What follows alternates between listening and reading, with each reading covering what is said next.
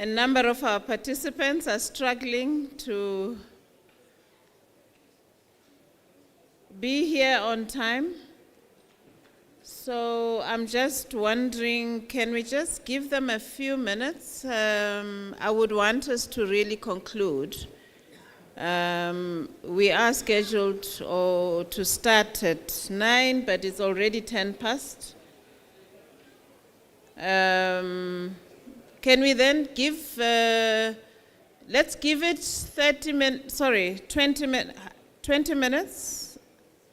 Is that fine? 9:30 we start, regardless of whether the hall is full or not. We are definitely going to start. I normally don't like messing up with people's time, but let's just allow them a bit of time. Thank you.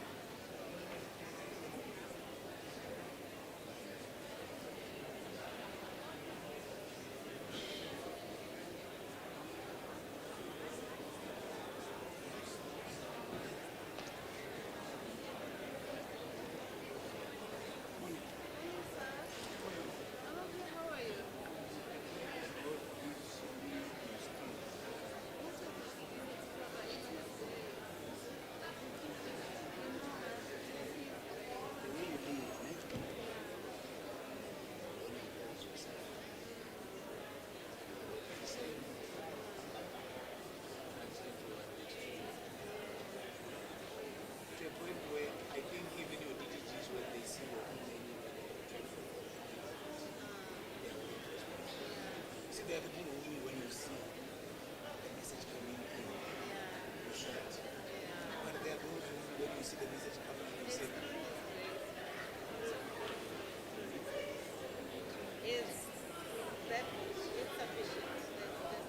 let's hold him there and give him praise. He maintained whatever he started.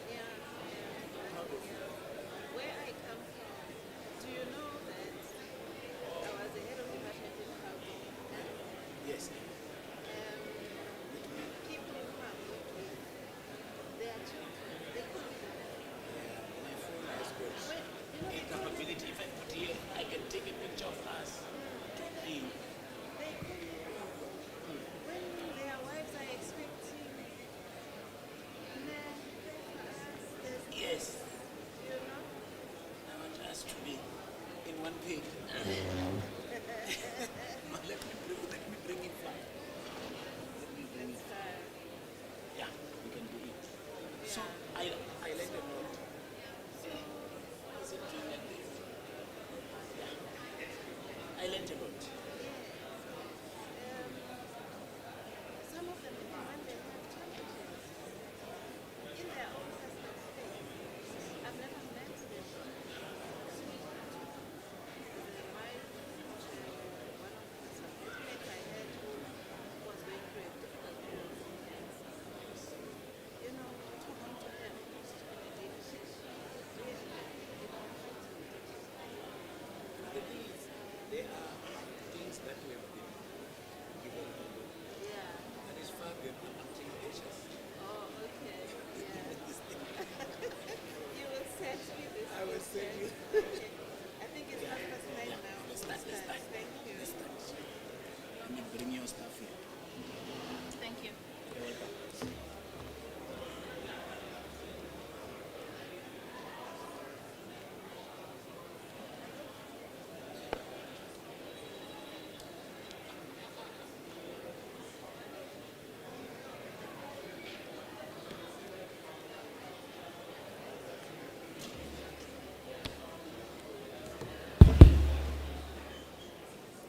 Good morning, delegates.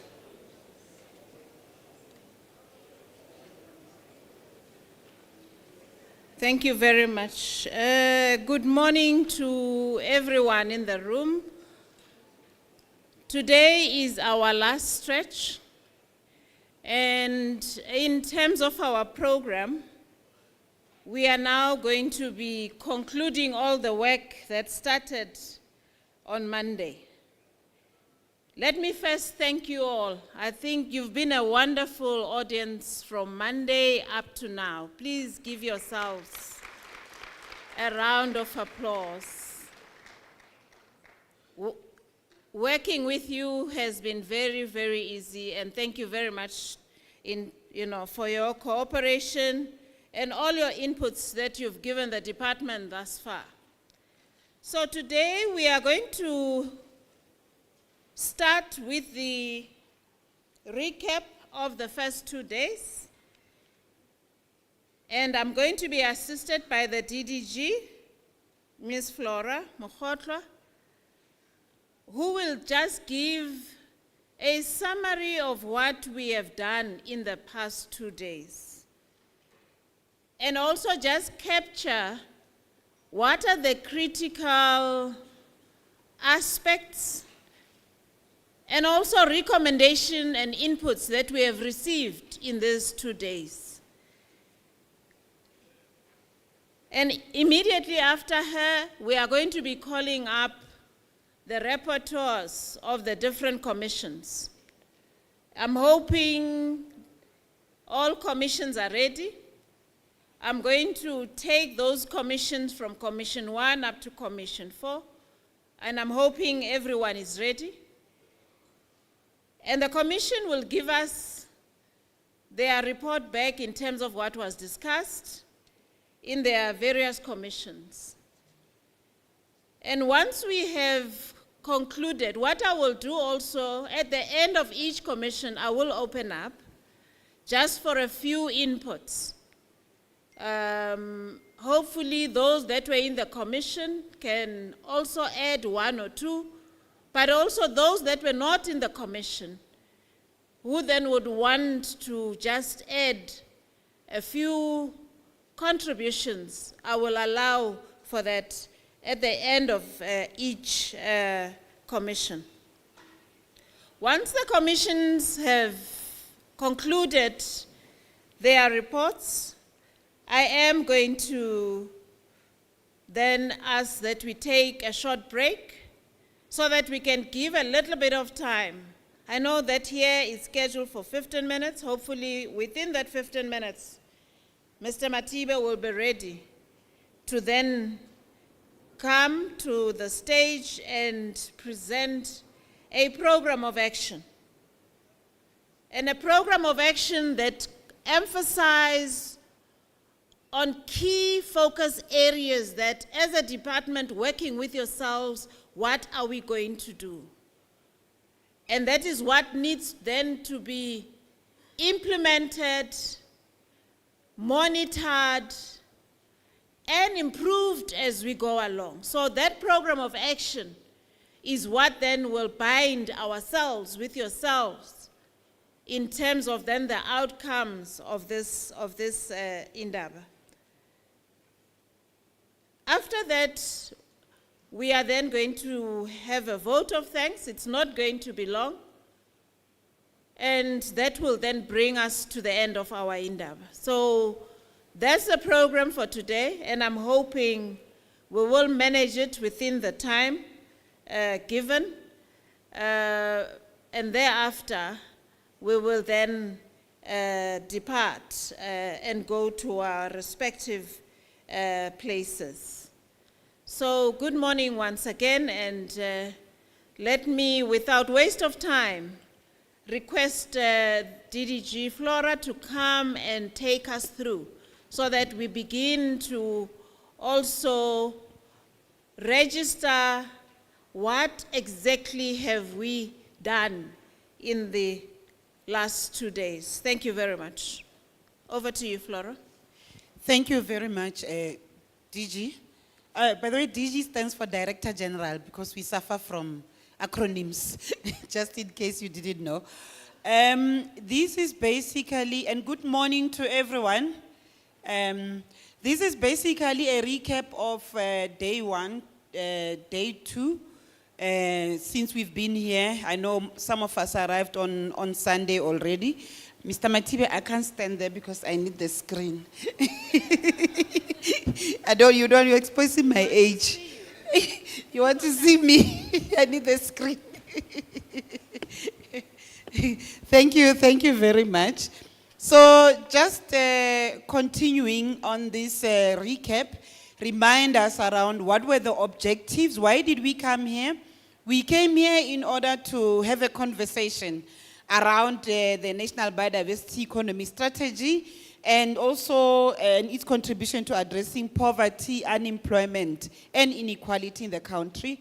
Also to mobilize investment for the sector and the associated value chains, to also profile South Africa's competitiveness, success, and opportunities for sustainable development in the biodiversity sector, to promote multi-stakeholder commitment to strengthen the biodiversity economy sector, to promote cooperative governance for effective policy implementation, and also to showcase market-ready biodiversity products and services from across the biodiversity economy value chains through exhibitions for business-to-business trading, networking, and sustainable partnerships. And as I'm going through the presentation, please keep these objectives in mind and tick if we've met any of those objectives. So where do we start? The numbers, just the interesting numbers. We had 4 ministers here. Or firstly, let me start by saying we had the state president here. I think that is a big plus for us. The state president was here and addressed us yesterday. We had 4 ministers, Minister Krisi as the host, Minister Didiza, Minister Mchunu, and Minister Nzimande. That's also a very good turnout. We also had 4 MECs, MEC Gauteng, MEC Limpopo, MEC Northern Cape, MEC Northwest. We also had the Premier.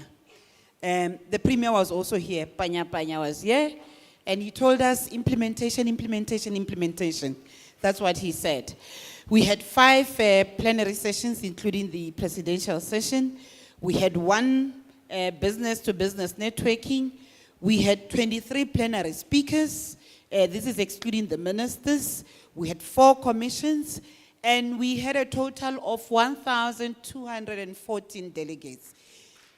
Isn't that a good turnout? We had planned for 1,000, and we went over by 214. We had 27 traditional leaders. Amakhosi, ondaba ezitha siyabonga kakhulu. Ra leboga dikgosi tsa rena. We had 31 exhibitors, and before you go, please, they don't want to take some of their products home. Let's go buy some of the products that they're exhibiting. And then we had, in terms of the projects that were being profiled, we had 90 from private or otherwise community also, and 21 from government. Those are the number of projects that were being profiled for bankability. We also had other departments that were here with us. Department of Trade and Competition, Small Business Development, Tourism, DALRAD, Education, DSI, which is Science and Innovation. We also had agencies. CSR was here, Ismangaliso, Sun Parks, Sanbi. We had provincial agencies also, ECPTA, Cape Nature. We had all the provinces represented in this session also. And we had stakeholders from all different corners of South Africa representing different stakeholder interest groups. This is just in terms of media coverage, just to show you that we also had lots of media coverage because there was lots of interest for this session. I know some of you watched Minister Cressy yesterday morning on Morning Live also. We did have outside broadcast also, CCTV, I think it's China TV if I'm not wrong. Dunya TV was also here. And then we had net joins, because that's very important that we acknowledge net joins. Net joins, this is basically the Joint Operations Committee that is run by State Security. It also had some, USAF, because South African Police Service was here, Ekurhuleni Metro Police was here, Emergency Services was here, so was Protection Services for the President and State Protocol. Those are some of the agencies that were here, government. So then going into session 2, biodiversity economy as a catalyst for rural development. In terms of the highlights, in this session on the advancing biodiversity economy as a contributor to rural economy, economic development and livelihood, the panel members were requested to share their views. In their inputs, they recognized that biodiversity is a cornerstone of the economy. Part of the reason that we are here is so that biodiversity can be a significant contributor to the economy of this country. Also recognize that working with communities in the revised strategy itself, it is a cross-cutting imperative. However, we do need mechanisms to achieve that. And I think these are some of the mechanisms that were identified in the plenary sessions. The 4 goals of the NBES have got strong, relevant to community empowerment. There's importance of management and protection of biodiversity in rural communities as part of recognizing their deep connection with nature. I think Nomsa really emphasized that particular point. Also, importance of ensuring active participation, importance of managing land use competition, and also enhancing land administration, creation of sustainable market for wildlife products, and also the importance of ensuring that communities are also involved in promotion of biodiversity protection also, and also investment in rural-based enterprises. We need to have vibrant rural communities, very, very vibrant. Biodiversity is going to make a significant contribution to rural development. On the financing session, you recall that we had the Statistician General, Mr. Maluleke, who highlighted the importance of numbers and measuring what we are doing, and why it is important that the value of natural resources is accounted for. He went through in terms of indicating that natural capital account, they provide consistent, comparable information from one time period to another, and this is suitable for deriving indicators, trend analysis, and integrated planning and assessment, because numbers are used for planning. If you are not counted, they can't plan for you. And therefore, if we don't account for biodiversity, we can't account for it in our GDP also. And we need to track the performance of natural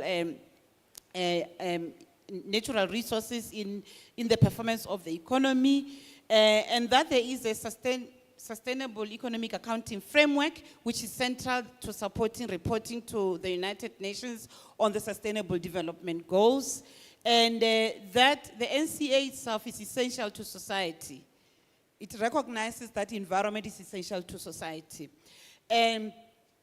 And then something that he said was that if you want to know how important the environment is, try holding your breath while you count your money. I don't know if we've done that. Okay. And we know that SSA has published a number of accounts, including accounts for strategic water source areas, for protected areas also, mineral and energy accounts also. There is a strategy in place for natural capital accounting. And South Africa, we heard that we are at the forefront in respect of an NCA also. And those are the departments that they are working with. And in conclusion, he said something. He said that nature is kind and can also be cruel when we do not listen to it. So we have to listen to nature. Then continuing on NCA, we heard from Dr. Teresa Franz from Sanbi. She talked through how NCA in nature can be counted for in order for economic prosperity. And that as Sanbi, they've been looking to accounting framework because the national accounting system is also a very appropriate system that can be used. And that NCA is recognized as a practical tool for how nature benefits people.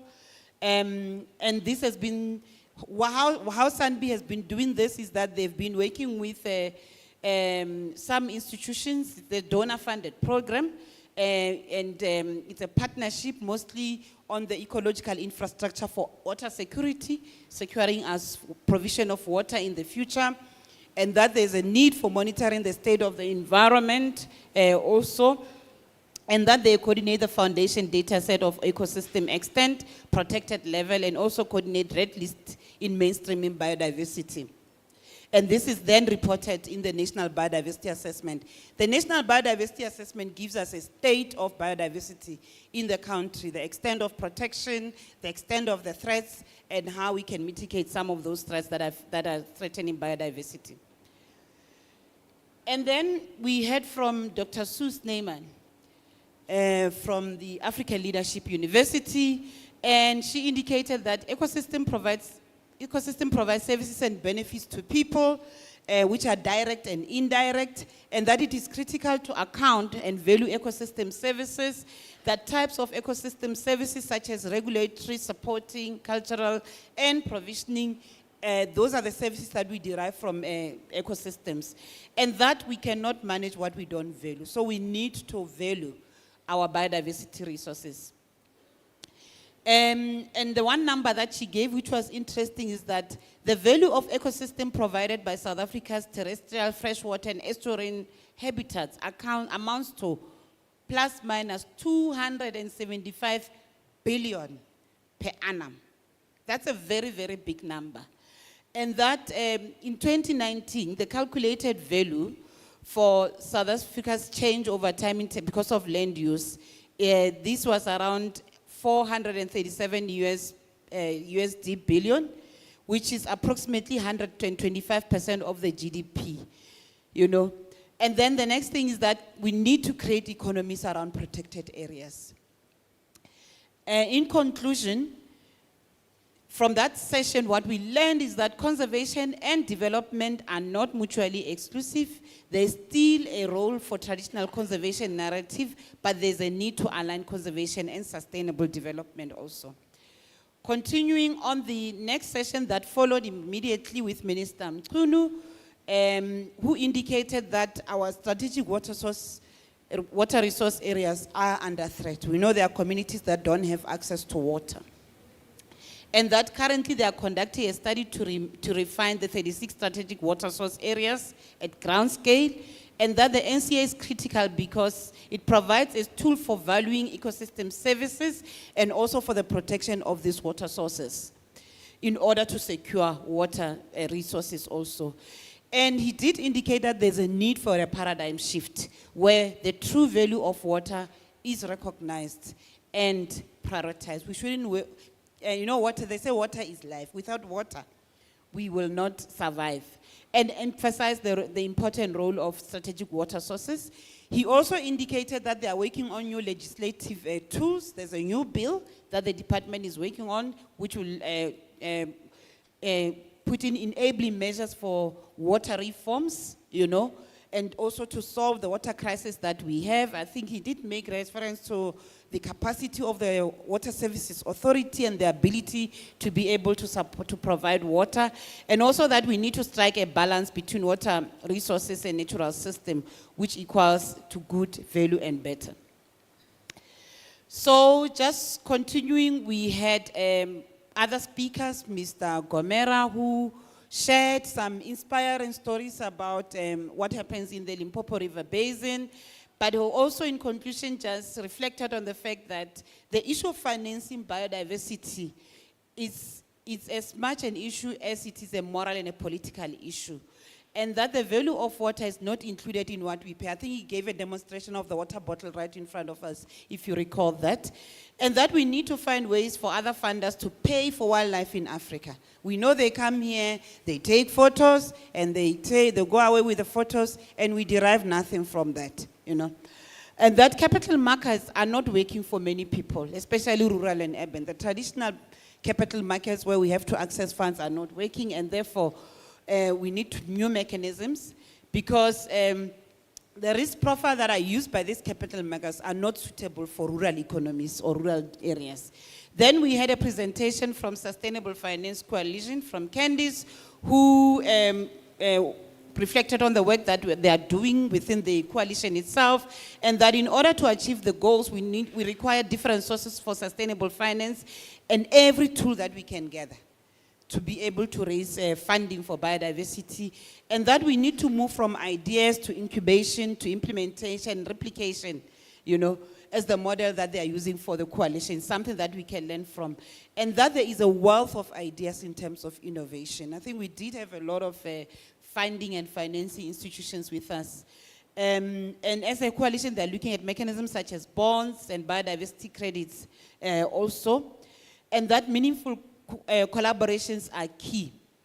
And one thing that, in conclusion, she said was that we are stronger together, we need a strategic approach, and we need to focus on finance solutions targeted at the point of impact.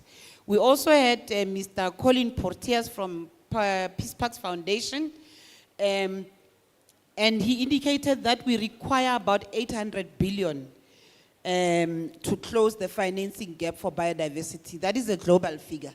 And currently there's only available 160 billion US dollars in this space.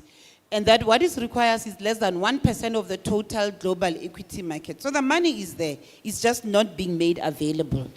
And what we need to do is to look at customers and develop an understanding of what they would want to invest in.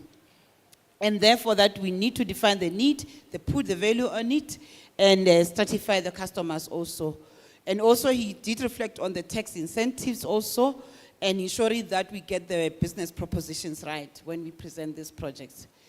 Just continuing quickly, we also had a talk from custodians, Ms. Adri Kisof-Buota, who indicated that when we look at the resources that are there, is that there are resources that are available, however sustainability is key, and that we need to use new model for entrance because the current model doesn't work for them.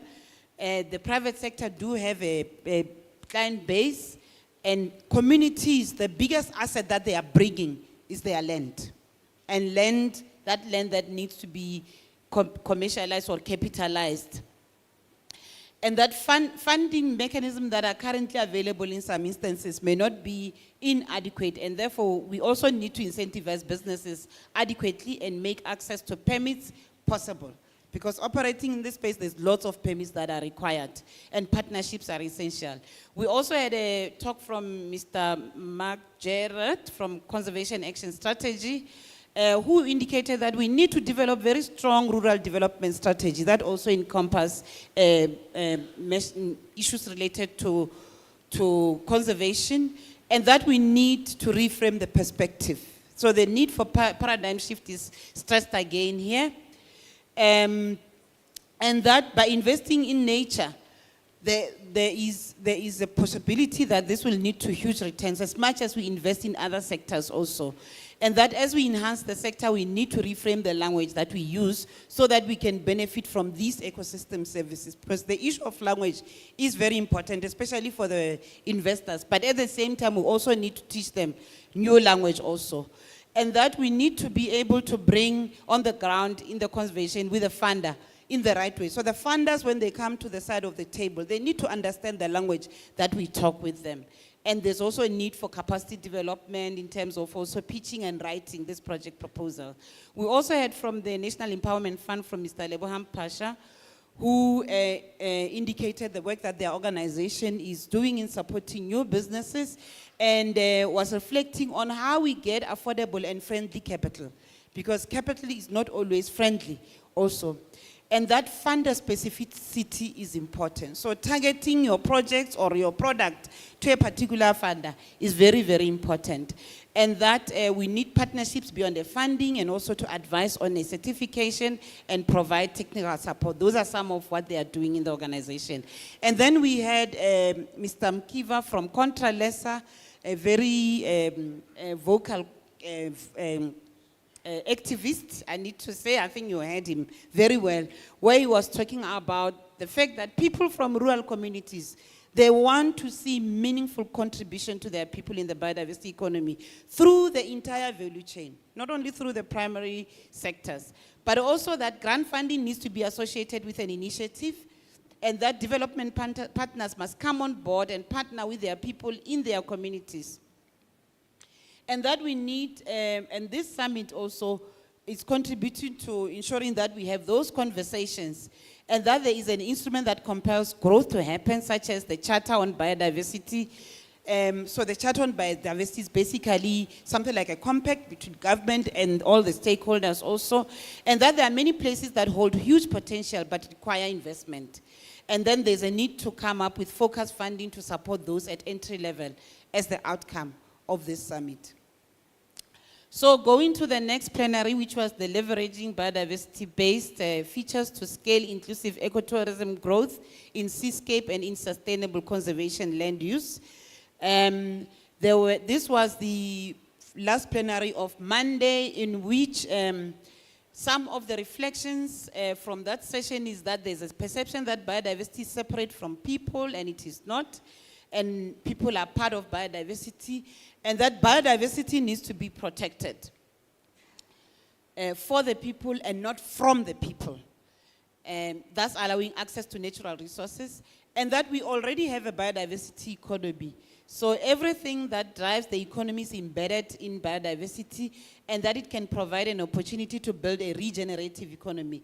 And that biodiversity should be seen as contributing to food security, including nutritional security, and design programs that has an impact at a local scale, taking a bottom-up approach. And that we should not impose, but consult communities, especially in the rural areas, to avoid hostility and resistance when new laws are passed, and that there's a need for more collaboration with traditional healers to build in citizen science to preserve and protect cultural and traditional practices, and also the need for capacity building that empowers communities to be their own employers and participate in the economy effectively. Further, that support is required to connect communities to the market and gain access, and that there's a need for high-level bilateral agreements between departments to address the barriers that exist. And also there is a need for the country to be producers of products and information on biodiversity to inform and influence global initiatives, and that the private sector needs to be a partner for implementing and resourcing conservation initiatives. Further, that we need to seek social licenses, such as programs that are embraced, accepted, and supported by communities when planning on the expansion and conservation of biodiversity, and that we need to support and training to enable traditional healers to participate in conservation. And sacred and spiritual places are potential other effective conservation measures. And that we need to grow medicinal plants which are currently in the red list in every municipality, with the intention to rewild as well, and also to establish a community resource information hub and portal areas also. Coming to the B2B session that then happened parallel to plenary 4, in that session where project owners met with potential investors, the purpose of that session was basically to provide that platform for interaction between business and other business also, and to pitch the sector as a lucrative investment portfolio, and to profile bankable opportunities within the sector and provide a platform for entrepreneurs, communities, and other stakeholders to interact. So there were a total of 90 projects that responded, and 21 projects from management authorities, which includes also SMMEs within the wildlife, ecotourism, bioprospecting, fisheries, and forestry. And investors in attendance, they also committed to follow-up sessions with project owners with a view to support and link them up with other funding opportunities. Some of the solutions that were proposed in that session with exhibitors was that all the 90 projects will be loaded on the biodiversity investment portal. I think we'll give out the website for the investment portal, and that the investment session needs to be an annual event that solely focuses on matchmaking, and that capacity development needs to be there to get investees ready to engage with investors. And also we need to increase the range of investors, and that there needs to be continuous engagement with investors and investees post the Indaba, and that we need to market the biodiversity sector investment portal itself to investors and create awareness so that investors can see some of the work that they are doing. And we need to link investees with intermediaries and to categorize investors per funding opportunities such as small grants, loans, and investment also. Then we also listened to the president, and we hope all of us did listen to the president, and this is what the president said to us. Firstly, Minister and Premier, the Minister shared the summary of day 1 activities of the Indaba. She covered it from plenary sessions and to day 2, and also reflected that today we will be finalizing. So Minister did give the President a report. The Premier congratulated the Minister, and also that as the province, they believe this will assist in the growth path for the province, and stress the importance of implementation of the strategy, because we can't be spending time planning and developing strategies, etc. And that people are tired of listening to government.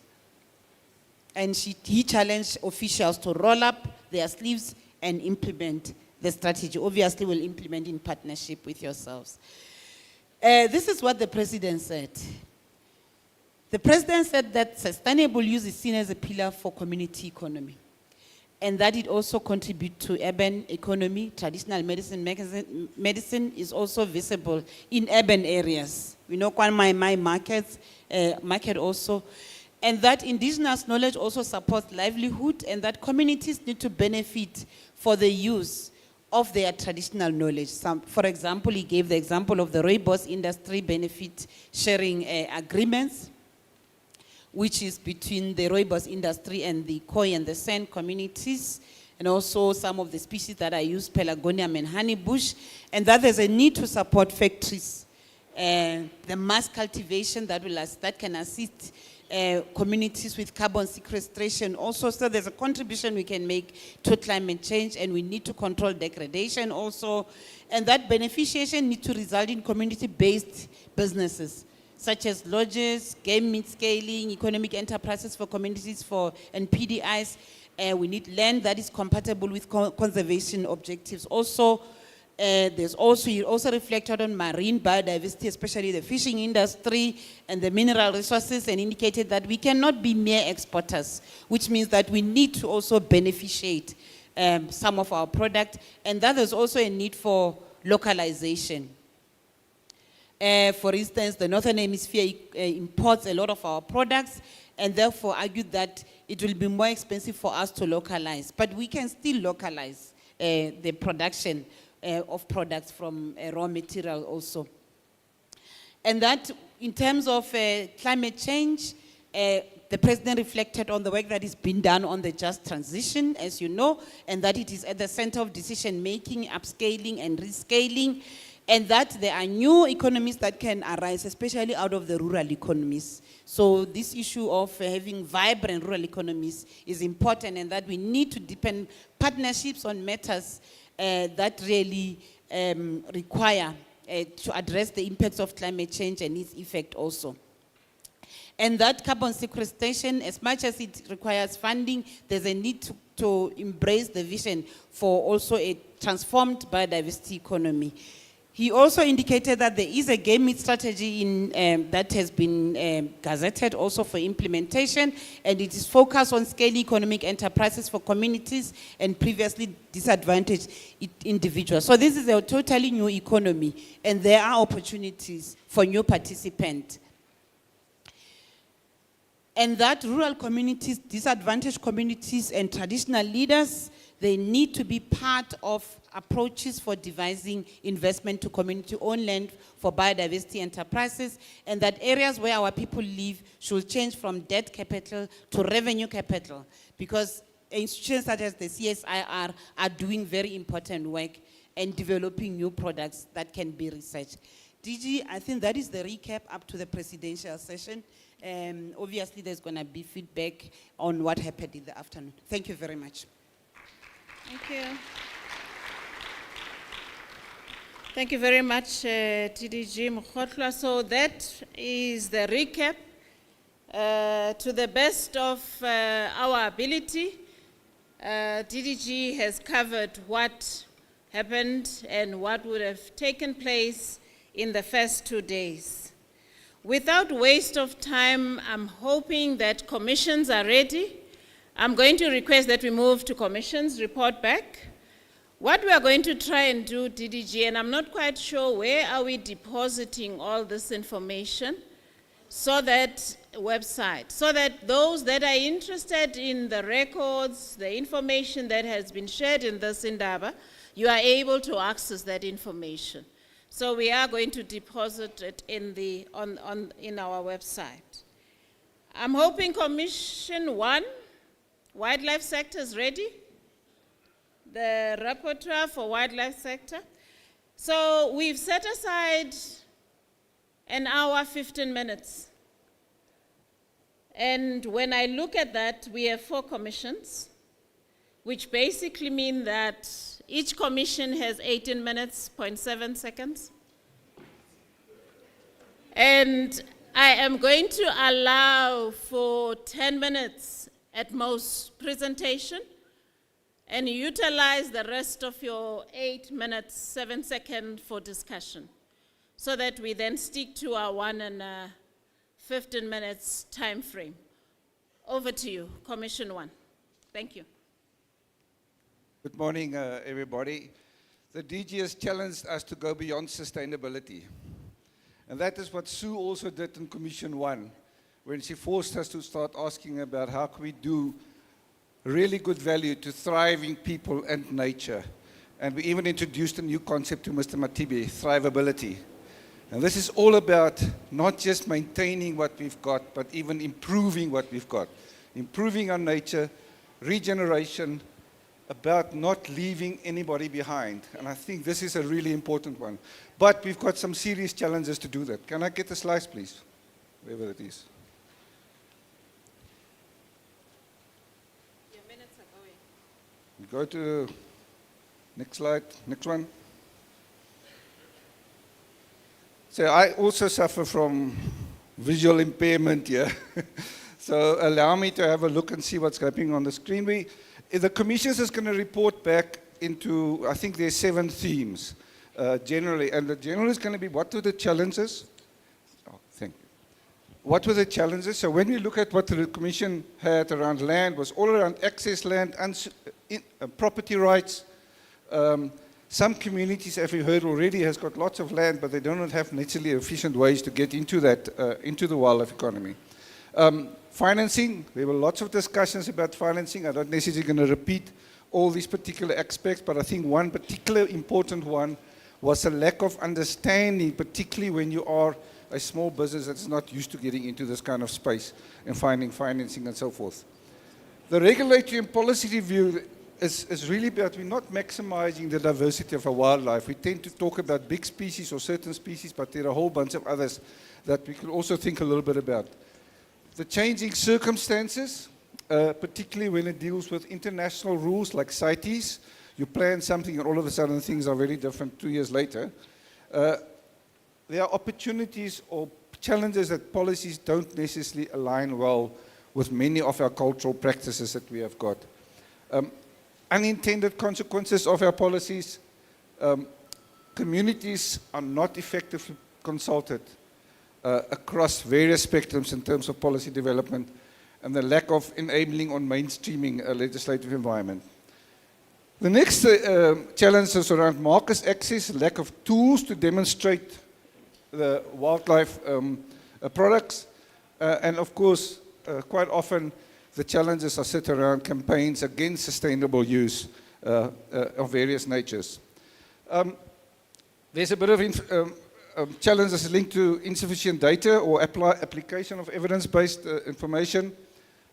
Communication and awareness often results from a lack of education about wildlife, but very often also a disempowerment of local people. It's really difficult to participate in a meaningful discussion or in a meaningful way if you're not empowered with information or understanding to do sort of things. So those are some critical challenges. And then, of course, a broad thing around lack of training. Now, there were some solutions that were proposed in the various commissions or in the various discussions that take place. Of course, these link to land. So how do we address the land access problem? How can we consolidate all the various fora that's linked around biodiversity economy that's sitting out there? And how can we guarantee property rights or even user rights for that matter? When we talk about financing, we heard a lot about innovation and thinking about how we can get sustainable financing solutions. Certainly policy certainty and stability is a key way to try and think a little bit about how to attract secure investments. And then a suggestion of a special wildlife sector fund to assist with the various, particularly rural-based enterprises. The regulatory policy space were really about conducive, enabling a regular environment, improving intergovernmental relations. We had many government departments here, which was good, but it seems like there's a significant need to actually improve that better. One of the major things is how do we incorporate traditional knowledge and some of the options that it gives us in our policies. This links to options around self-administration, meaningful participation of people in these policy developments, and particularly co-development of various levels of activities that we need to do. Within the market access, the solution sits around industry should develop standards of desertification in game meat, for example, and this is likely to attract different kind of investments because you have got some certainty in the product that exists. Scientific support sits around about ensuring sustainability. We do have a non-detrimental finding process when it comes to training things, and I think we need to, the suggestion is enhance that. Communication is really optimizing the various institutional arrangements, particularly within the NBSS proposal, for example. There are a lot of cooperative results, but sometimes you also need to reflect more about failures. You tend to learn more when you make mistakes than what you continuously is more successful. Now, those are some of the suggestions that has come through Within the training space, skills development at community level and some very focused capacity building case. There were some examples of what people can do. The way forward, there's a long list of activities. Every one of them are linking to some of those challenges and solutions. Of course, around land, a big part can be, there's standard things that we typically want to do. Government must do something for us. But it's actually about partnerships that are really critical. And linked to that is resource ownership and the right to manage some of these resources. And sometimes that may need to require to be devolved to a local scale. It doesn't necessarily be centralized. When you think of the financing, the development of a revenue sharing models that incentivize conservation outcomes, I think that's a very important bit, that incentivizing bit that happens. Provide many flexible financing options. There were quite a lot of discussions, including also financing the green sector, and the view is that the white paper is quite a key component in trying to drive some of the things that are happening within the MBESS. The regulating policy framing starts very first of all about how do we get meaningful participation of people, of all our people, into this space. I'm nearly there, DJ. I'm feeling very threatened. These include transformative policies and a range of other sort of things, including self-administrative kind of frameworks that we can help and deal with things, largely because our biodiversity is all over the place. It's not just in protected areas, for example. The last slide deals with market, about how do we incorporate collaboration, clear partnerships, a variety of things, about supporting development of branding. When it comes to science, we need to have really good monitoring systems that can actually inform those NDFs very, very well. But I think one very important one is understanding the traditional knowledge that our people have got across many of our cultures that are sitting out there. Our communication and awareness is really about providing that technical support to really foster knowledge that can help you interact and network and exchange and all these other sort of things are required. And that we ensure that we maximize the benefits while we minimize the costs of living or using wildlife and all those sort of things. And certainly all these require training and capacity. So those various ways forward, I think, provides us with a way that we can think about how we can move beyond sustainability to thrivability. And I'm going to end with a short little story, if I may. We were talking about rhinos in Mkuzi last year, towards the end of last year, and there was a wonderful old lady with the most beautiful, compassionate smile that says to me, "You know, Sam, these rhinos can be like springboks. They can unite us. Maybe we should grab the Springboks motto, thriving stronger together." Thank you. Thank you very much. Can you come and join us on the stage? You can take a seat here. Thank you very much. Another round of applause for Commission 1.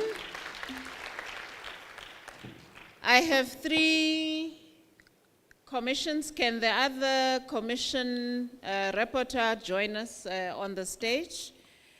Let's open up for inputs. Any aspect that is critical, which you feel is not captured, which you would like to highlight. There are mics on the aisles.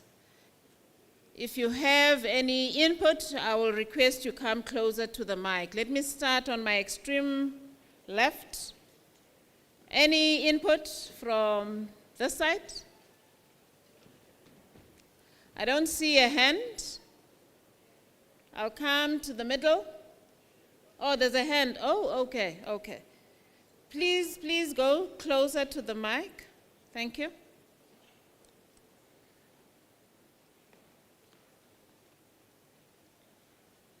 Can I note someone from this row or any input from this row? I just need to note the hand. There's a hand here. And then, okay, so you will follow next. Okay, over to you, madam. Thank you. Good morning to everyone. My name is Chabunyambi. I'm from Pumalanga, Nelspruit, and Pilgrim Rest. I'm here to request the government to recognize women who are in biodiversity, wildlife and biodiversity. As women, we request the government to give land to the women. Now, as I speak here, there's only 0.1% of women who are in wildlife and biodiversity. We need land, we need training, we need capacity development, financial resources, and market, and a big problem of when we require licensing to our game farm. As a woman, we are here, we are saying to the government, please stop talking. We need funding. That funding is a key point, because without funding, we are not going anywhere. And as this industry, it's very expensive. Everything for equipment and everything for this industry, it's very expensive. So government, please support women. We need security in our farms. Give us the environmental monitors to stay with us on the farm, because poaching it's a problem. Government, please, we will contribute to the biodiversity economy strategy value chain. Thank you. Thank you very much for that input. You may follow, sir. Remember, it's how many minutes for discussions? I see there's a hand. I'll come back to you. Over to you, sir. Good morning, everybody. My name is Brett Bowes. We run a privately owned tourism business, Big Five tourism business, and we are hoping to revolutionize this sector. Our strong purpose is upliftment of communities around our farms and increase in biodiversity. That's our purpose. We have a model which is quite different to everything that we've seen so far in this industry anywhere in Africa. And I think the weakness, and I'm going to be critical here to be kind, I think the weakness of and I think what we've achieved here, by the way, is fantastic. But I think the weakness here is this. Existing financial institutions find it very difficult to invest in all these little businesses and all these big businesses. They find it very difficult to invest in communities. When I look around the hall, and yesterday as well, most of the people here are from communities and are from small businesses and are from government. And I think what we needed was another 100 people like me. We're currently putting R500 million into our project. We've got another R500 million coming. And what happens when we engage with communities, and we do, because we think actually adding community land to existing Big Five land is a fast-track way to uplift communities. We engage with communities, and we have 2 of them already that we have MOUs with. And we put a big tourism model to the banks when we need money. They believe that we're going to succeed because we've done it before. And when banks when they have a look at your credit application, they want to know, do you have the skills? Do you have the jockeys? Have you spent 100 million rand before in a lodge and made it profitable and paid the banks back? So we can do that. And I'm telling you that I think the resolution here, and I think it should be added to those those suggestions, is that big business gets pulled into this conversation between communities and government. We need government to enable the process. We need communities because they own the land and they have the wonderful people that work in the lodges. I'm telling you, the people that work in our lodges are the best tourism people in the world. So we have all these things that we can actually, we have all the ingredients to make a fantastic meal. We just need the ingredients to talk to each other. And I don't see business here. Thank you. Thank you very much. The hand there, can you go to the mic? Please come closer. I didn't see a hand here. Please be closer to the next mic so that we don't waste time. Okay. Thank you very much. Good morning, everyone. I wanted to comment particularly in relation to enterprise development and improving access to the game meat industry. It has been mentioned here in one of the commissions, I think it was the second commission of yesterday in the Wildlife Commission, about improving safety and standards in the game meat.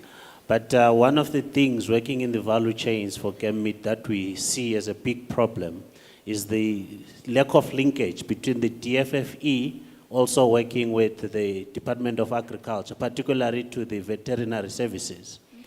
So the question is, how then do we bring this synergy between the two departments and also encourage that we get the people with qualities or who could at least work to assist the exportation, particularly because that's where there is a major problem in terms of taking the game meat outside of the country. There are a lot of barriers there, particularly with management of the diseases, particularly the FMD, the foot and mouth disease. So this also speaks to looking at the movement of animal products within provinces. So there's a need also to look into that particular legislation. How do we enable easy movement of wild meat products within provinces, even within this, within the country itself? So those are some of the things that I feel that we also need to include and capacitate and bring DFFE and the Department of Agriculture to work together. Thank you. Thank you very much. I'm hoping the people that are taking notes are actually capturing that and all other comments that have been made. Over to you, sir. Thank you. Good morning to everyone. I'm Baron van Wyk. I'm from the Northern Cape. We own a farm called Kuchas with 22,573 hectares. Now, what I've seen here over the past 3 days is communities that has been empowered, some, not all of us.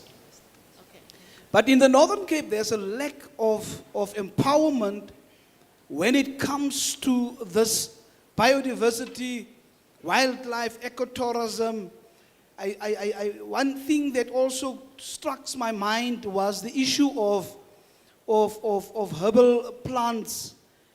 But there is no definite network within the Northern Cape per se that we can say we can access the following. Last year, there was a call out for game that needs to be given to people that have land.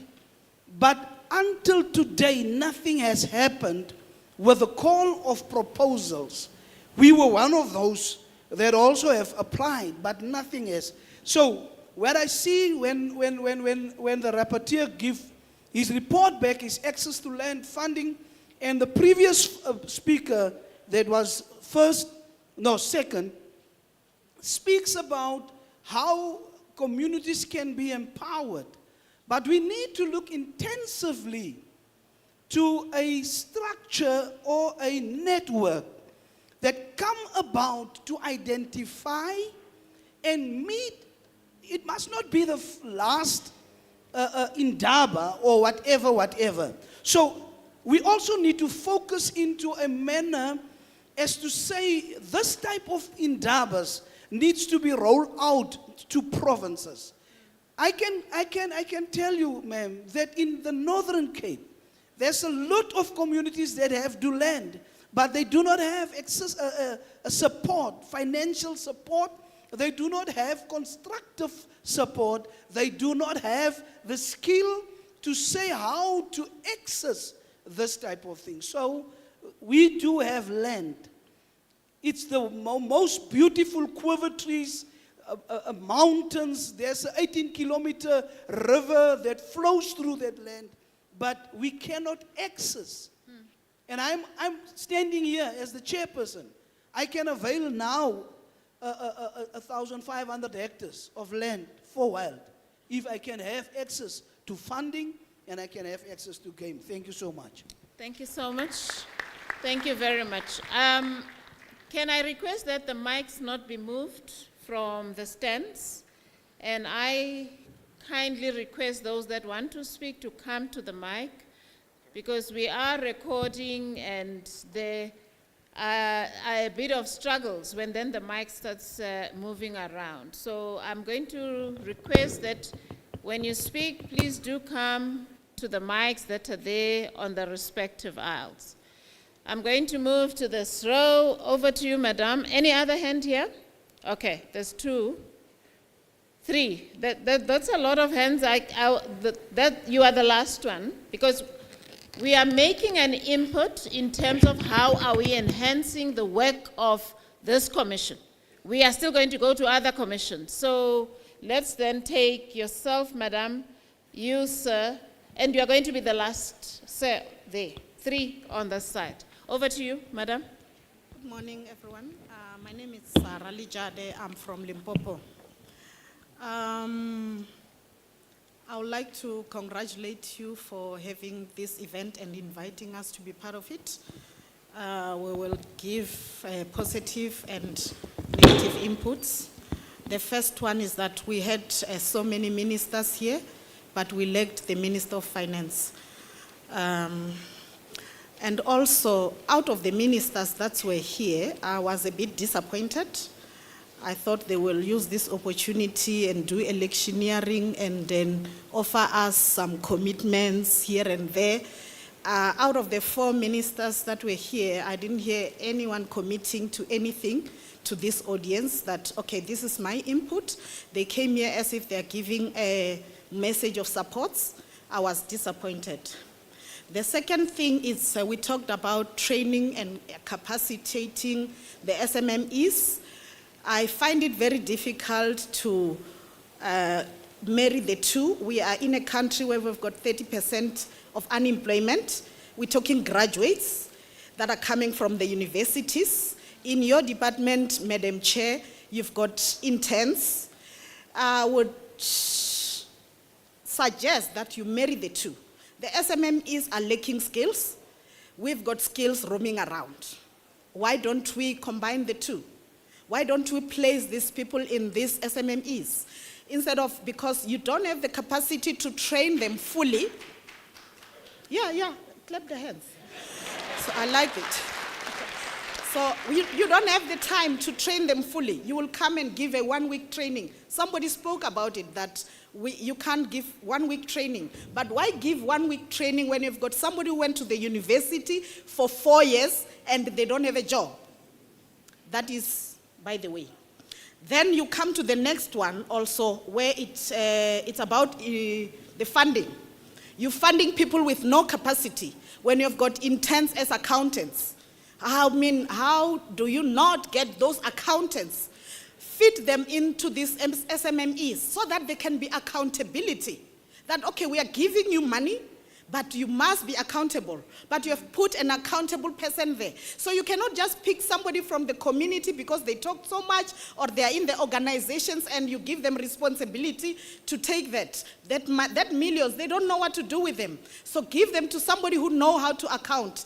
And then the other one, the last one, it's the investors session that we had there. I would say it was a flop. Anybody agreeing with me? as far as I'm concerned, there were gaps. There were no investors. There were investees like me expecting money. Okay, we want money. We want to. This industry is very expensive. So the investor that was there, who was the only one responding, besides this gentleman here, he spoke something very, very profound about businesses. We have to bring businesses here so that they understand our struggles and assist us in how to achieve our goals, in assisting the Department of DFFA to achieve their goal of biodiversity, economy investment. How do we make it an economical venture? So without businesses and with only the SMMEs who need help, we cannot go forward. Then at the investment hall there, the investor that was there, it was Lebogang, who is from Limpopo, Mpumalanga. We approached him, finding out, how can you help us? And he says he's from Mpumalanga and they can only give 5 million, I think. And it's a 12-month repayment. You can't do that in this industry. So we will want next time we have such a thing, let's bring businesses in. And also, there are a lot of skills here that can also assist the department in bringing in investors, businesses that will assist this congregation that is here. Hallelujah, amen. Amen. Thank you very much. Such profound contribution. That's what we need. Not only the good side, we need to get a sense of even the side where we need to improve. Thank you very much, madam. Thank you. The next speaker. Good morning to everyone here. I'm back again. I commented the other day. My name is Ofenselani from Global Enviro Foundation. I have two inputs to make. The first one is the most important. I think government is failing us a lot in terms of protecting the land, because a couple of years ago when I ventured into business, because of the high rate of unemployment, I decided to venture into business, and the first thing I thought of was applying for funding at NEF. My proposal was very good, my application in fact, and I had all the quotations. I had a quotation from very good engineers that included the excavation right up to the construction of the project that I wanted to apply for. But then I approached the local municipality to request a quotation or something about leasing the land, for me at least. But they couldn't. They couldn't. Recently, that same portion of land has been sold to a Chinese tycoon. What are we doing? Are we selling the country, or are we trying to protect our resources? And then, thanks. And then the second one is, in fact, I'm sorry, the funding part, I'm happy, because I've been privileged enough to be funded 5 times within a period of 18 months. Well, that's because I have the best mentors. I have the best mentors from the Johannesburg International Millionaires Network. So I met a lot of very influential people there, and I'm helping the community too. So I would have secured the land, and I would be running a very successful business and adding value to South Africa's economy. But that's unfortunate. Now a Chinese man has taken over. Now, the second point is, I was going to speak about business forums. In yesterday's ecotourism session, business forums were listed as one of the challenges, but we shouldn't see them as the opposition. I think business forums were established to serve as custodians for some of us in the community who don't have access to these services, because government tends to be very slow in service delivery. So we decided to establish business forums to go and represent those who are not like myself. Okay, I'm good because I'm doing it. So there are others. There are In others conclusion? there are others who seek support. So I think the government needs to try and reach out, go to the ground level, go to communities, Okay. and speak to these business forums and find ways of how to assist local businesses. Because back then, when I wanted the land, had I known about business forums, I would have secured the land. Okay. But because I didn't know much about that, I lost out. So I think that's all. Thanks. Thank you very much. Can I request, because I can see that now the inputs are threading throughout the commissions, and yet the other commissions have not presented. What I'm going to request is, when we make our input, be clear, succinct, to the point. This is what I feel is missing. It must be included. And I think we had time, I think in yesterday's session, to go into a whole host of issues, but here we are saying this is what we need, this is what needs to be included. I had indicated that the gentleman there will conclude the inputs in terms of this commission, and we will go into commission 2. Alternatively, what I'm going to do is allow all commissions to present, right?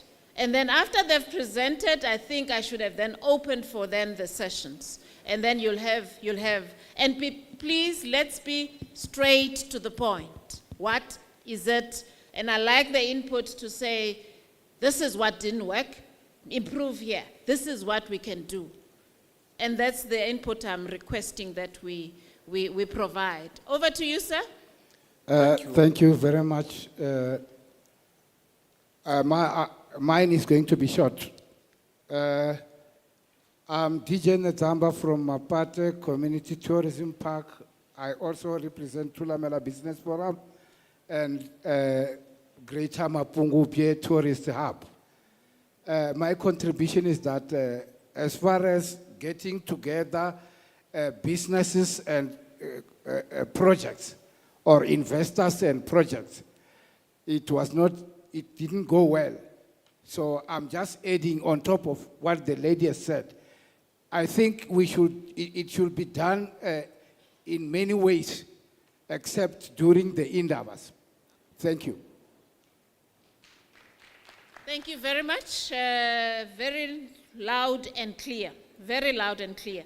I've requested, that was the last speaker. We are going to take then inputs from the other commissions, and then we'll come and get your input as already outlined. Commission 2, bioprospecting, are you ready? Please go ahead, thank you. I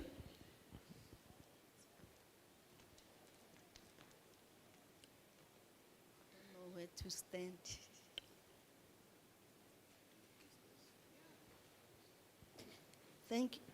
Thank you, DG, and good morning, everybody. I think I'll stand here instead of there so that I can be visible to everybody. I will be reporting from Bioprospecting Commission. My name is Sinam Setla from the DTIC, and I'm glad to hear that one of our agencies, NEF, has at least funded one of the businesses here. Can you not move slides for me, please? Thank you. Yes, I'll say next. You can move to the next one. Okay, so from the commission, we have recorded a number of challenges. The way our commission was structured, we have 5 clusters, 5 different desks. So a group of people would move from one desk to the other to talk about challenges and propose solutions per cluster. The clusters were finance cluster, innovation cluster, regulations, market access, and the sustainability cluster, sustainability of supply. So we all know that we have BioPanza, which is a government entity that focuses on creating bioeconomy, specifically looking at the bioprospecting sector. So one of the challenges is existing funding models that are complex, in most cases not even compatible to SMEs and to cooperatives. Funding is a challenge generally. And another challenge is inadequate monitoring of species availability. So we really don't do enough monitoring of the species that we currently have in the country. Another challenge is, of course, proper monitoring of the species that we currently have in the country. And we all know that under Biopanza, from the Pakisa that we have, the department has identified 25 species that we need to look at in terms of beneficiating so that we can create jobs in the country. Training and capacity building also came out strongly to be a challenge. There's lack of training in all levels of the value chain. The bioprospecting sector looks at from planting, wild harvesting, cultivating, processing or harvesting and processing, taking products to the market as well, local and international market. So we need training throughout that particular value chain. Innovation is also an issue because we don't have enough scientific data to support the claims that we make on the plant species that we have abundantly in the country. So the challenge there is that there's lack of training in the value chain, and of course in informal and commercialization space, we need to get people to move or transit from the informal space to become formal businesses as well. A one-stop shop fund. We have tried as government to create a one-stop shop fund during COVID for the bioprospecting sector, and we need to really look at funding opportunities that are centralized for this sector. So we currently really don't have a formalized funding one-stop shop fund for the sector. Regulations. Challenge which relates to regulations are over-regulation of the sector. And it is very costly for companies or businesses to really try to regulate in this sector. The permits that are also required both at the provincial and national level can become a hindrance to businesses. Communication and awareness, there's lack of coordinated and cooperation and collaboration across the value sector in terms of communication, but we also have some proposed solutions on how to address that. Market access, a challenge there is recognition of the importance of the informal sector. We do have vast or many multi-markets in the country, but they are operating at an informal market. We don't really want to formalize them, but if they can become formal, then I know they'll contribute meaningfully to the economy at a formal level. We don't also have market intelligence about the bioprospecting sector in the country. Next slide. Okay. So the solutions that came from I don't see the first. Yes, but the solutions that came from the sustainability cluster, which is one of the clusters under Biopanza, we need to conduct resource assessments and develop biodiversity management plans for the 25 priority species that have been identified from the Pakisa. And then, of course, we need collaboration between government and private sector and communities so that we can develop sustainable harvesting guidelines for different species in this sector. We need to develop harvesting certification standard for the sector. And we need to fast-track processing of unclaimed land to be used for conservation and cultivation of various species. For finance, we need a sector-tailored funding requirements for different opportunities in this value chain of bioprospecting. We need to link businesses and projects to existing funding opportunities. We need private sector partnerships. Yesterday at the bioprospecting cluster, we had companies from the mining sector. We had the banks that told us that they are ready to fund the sector, but they need us to organize ourselves as government because they do have the funds. And we need to relax the criteria for funding, especially for this sector, because Ma'am mentioned that the Mpumalanga funding runs for 12 months, and we know the nature of this sector. If you plant, your harvesting season sometimes comes after 9 months. So if you haven't sold anything, how are you going to repay back the loan? So we need specific funding models and relaxed funding criteria. In terms of training, of course, we need to also look at training in all levels of the value chain, and training has to be provided in different languages to accommodate everyone. We have TK holders, we have traditional leaders, you know, we have communities in the rural areas, and we have the formal sector. So if we want to reach out to everybody to be part of the sector, we also need to use different languages when we train and we send out information out there. As for innovation, all clusters did indicate that we need hubs or incubators.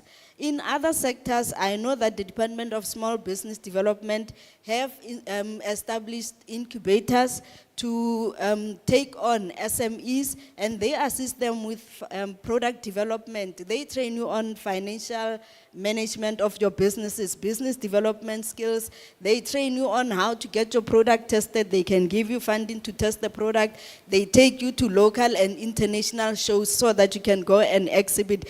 And those activities are done by incubators. So for the bioprospecting sector, it came out strongly yesterday that we need to have incubation facilities or hubs in 9 provinces that will be readily accessible to communities at large. And then one-stop shop fund, I spoke regulations. We really need to relax regulations and have a one-stop shop system for regulations. Next slide as I conclude. Okay, so we need communication strategy for the bioprospecting sector, and then for market access. You know, when you want a price for maize, you can go to agriculture website and it tells you where the maize goes to, the pricing of the maize or soya. So we don't have such for this sector. So I think for market access, we need to do a study and have a website that will hold information on bioprospecting products that are out there. Where can you get the plants and how much do they cost? Last slide, please. Way forward, okay, on the left-hand side, we have all the issues that are informing our way forward. We need to develop a biopansa implementation plan with clear roles and responsibilities with timelines. And evaluation and monitoring is very key, because when we are going to be funding businesses in the sector, they need to account as to what did they do with the money, and then the plants. When you plant or wild harvest, you need to also account to the department that gave you a permit on how much have you harvested, and then what are you using that product for. So hubs and incubations, we are going to establish them under Biopansa. Thank you, Chair. Thank you very much. That was Commission 2. We're going straight to ecotourism, Commission 3.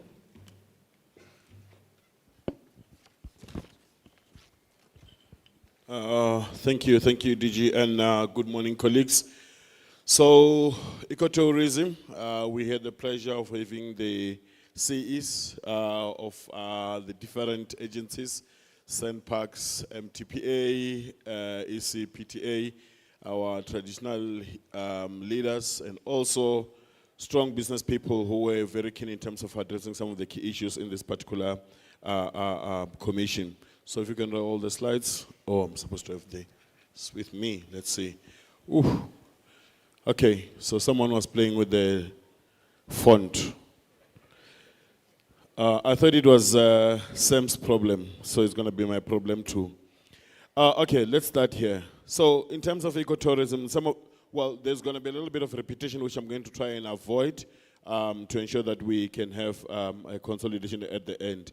The few things that I'm going to mention that are really cross-cutting in all the commissions, the issue around finance, land, which is an issue, capacity in terms of human development, in terms of where are we supposed to get these people, and how do we really capacitate this particular sector, and then also issues around communication. It has become much more clear that we are talking past each other, and then we are also not investing in the same priority area. So it's very critical for us to start thinking of those issues. The second part is around governance. We have got different policies, policy instruments that talk to different things and priorities. So there's a need for us to look at the different governance systems here. They also talk about isolation, which we spoke about yesterday. It's very critical. We also had the Department of Tourism in the room. We're also part of the panel. Very strange enough, none of those people who were in the panel have spoken to each other.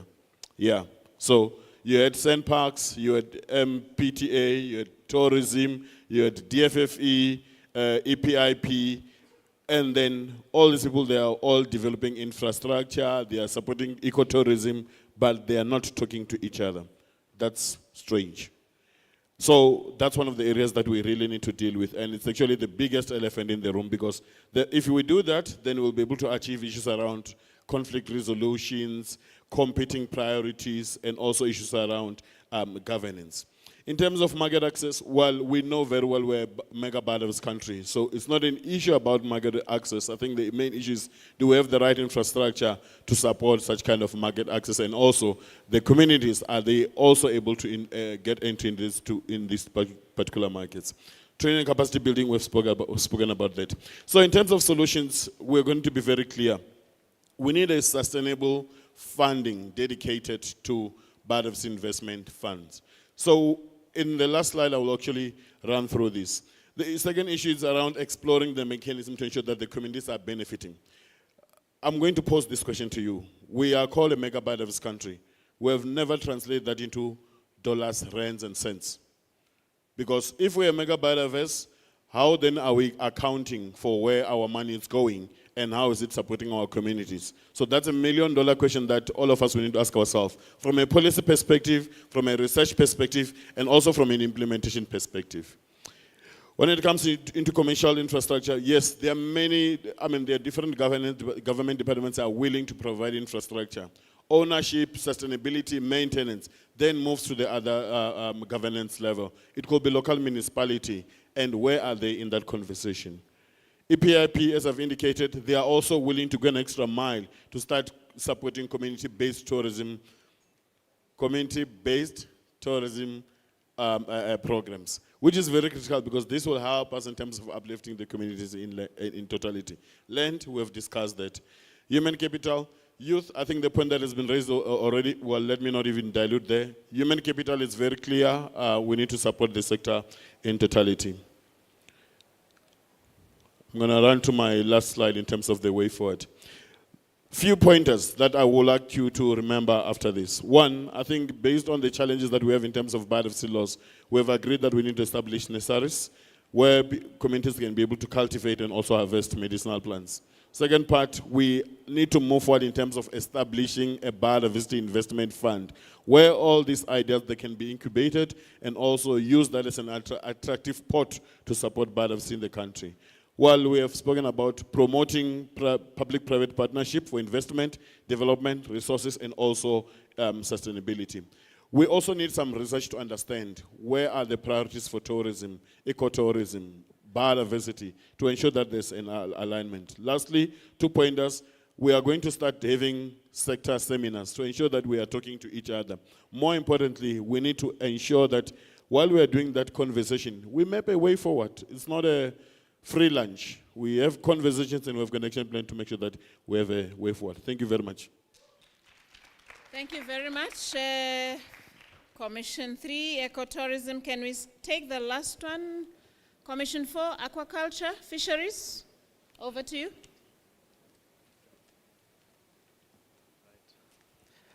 Good morning, everyone. My name is Luvo Kukwana. I'm actually from KZN. I'm an aquaculture farmer. I think for me, really, we have, from the industry perspective, I'm really grateful for the platform that DFFE has organized, and as well as to allow us to sit in the commission to discuss some of the key challenges that are facing our industries, and top of that, to devise solutions. So yesterday within our commission, we had a lot of points that we discussed, but however, the commission decided to consolidate all the points into theories, and then they were grouped. So one of the key challenges that within our commission have identified, one was around training and capacity development around the industry across board. And then also the fragmentation of legislation around the industry was one of the issues that was discussed. We spoke about meaningful community engagement and bringing in stakeholders. And then also within the industry, there was a lack of research and data collection. And we spoke about the partnerships, and then also we realized that there's a really underutilization of the already existing water bodies within our communities. Hence, we spoke about thriving ecosystems and thriving communities. And then also we realized that there's also a very unclear does and don'ts when it comes to fish farming. What's there for people to do, what's there for people not to do within the sector. Then also we spoke about the infrastructure deficit. So we saw that there should be infrastructure support for small-scale fisheries and also SMMEs around the sector. And then also to clearly define aquaculture in terms of its subsectors, in terms of aquaculture, small-scale fisheries, and as well as commercial-scale fish farming. So some of the solutions that we discussed in the commission. So in terms of training and capacity building, we spoke about that we need to provide education, training, and mentorship programs for all the SMMEs within the aquaculture space, which include small fisheries, marine ecosystem, as well as inland aquaculture systems. And then in terms of the fragmented policies, we identify that for SMMEs that venture into the area, there's a lot of legislation requirements, but however, the offices are too fragmented. We need to consolidate this legislation into one so that to provide a holistic support to the SMMEs. And then we spoke about the meaningful community engagement. I think this is quite practical for us because we are a small-scale fisheries. We also had other SMMEs within the room in our commission that really spoke fondly about community engagement part of as a solution into the challenges that are faced by the industry. So then the other solution when it comes to research and data collection, one of the proposed solutions was that we need to establish proper monitoring programs that can track changes in terms of our resources that can be leveraged on within the aquaculture sector. And then also what came out on the market access, one of the solutions that was proposed on the market access and value addition, I think also to reiterate from our national president who mentioned that we need to beneficiate.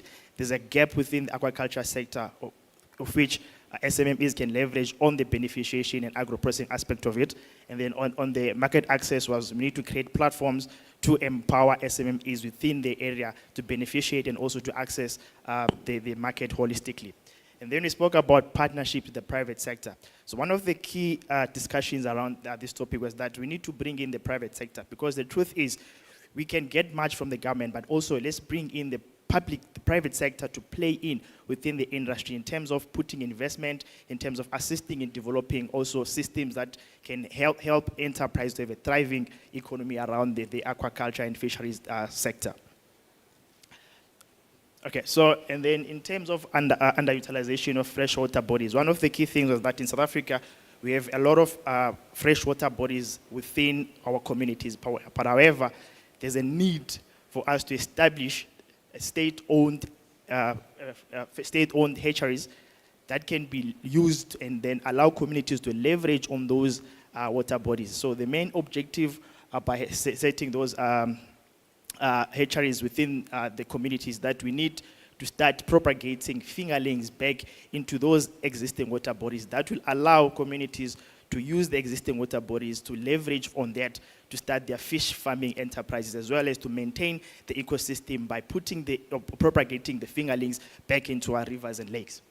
And then in terms of the unclear do's and don'ts within the fish farming, we need to have critical mapping in terms of what's there that is already existing and also what legislations are there that can be given to people for them to understand how to leverage in the sector. And then on the infrastructure support for small-scale fisheries and SMMEs. So one of the key things was paramount was to assist the SMMEs when it comes to financing, and they also need to develop bankable business plans because one of the critical things that was discussed was that we need to have bankable business plan within the sector that will attract investment and then also allow the banks to finance SMMEs within the aquaculture sector.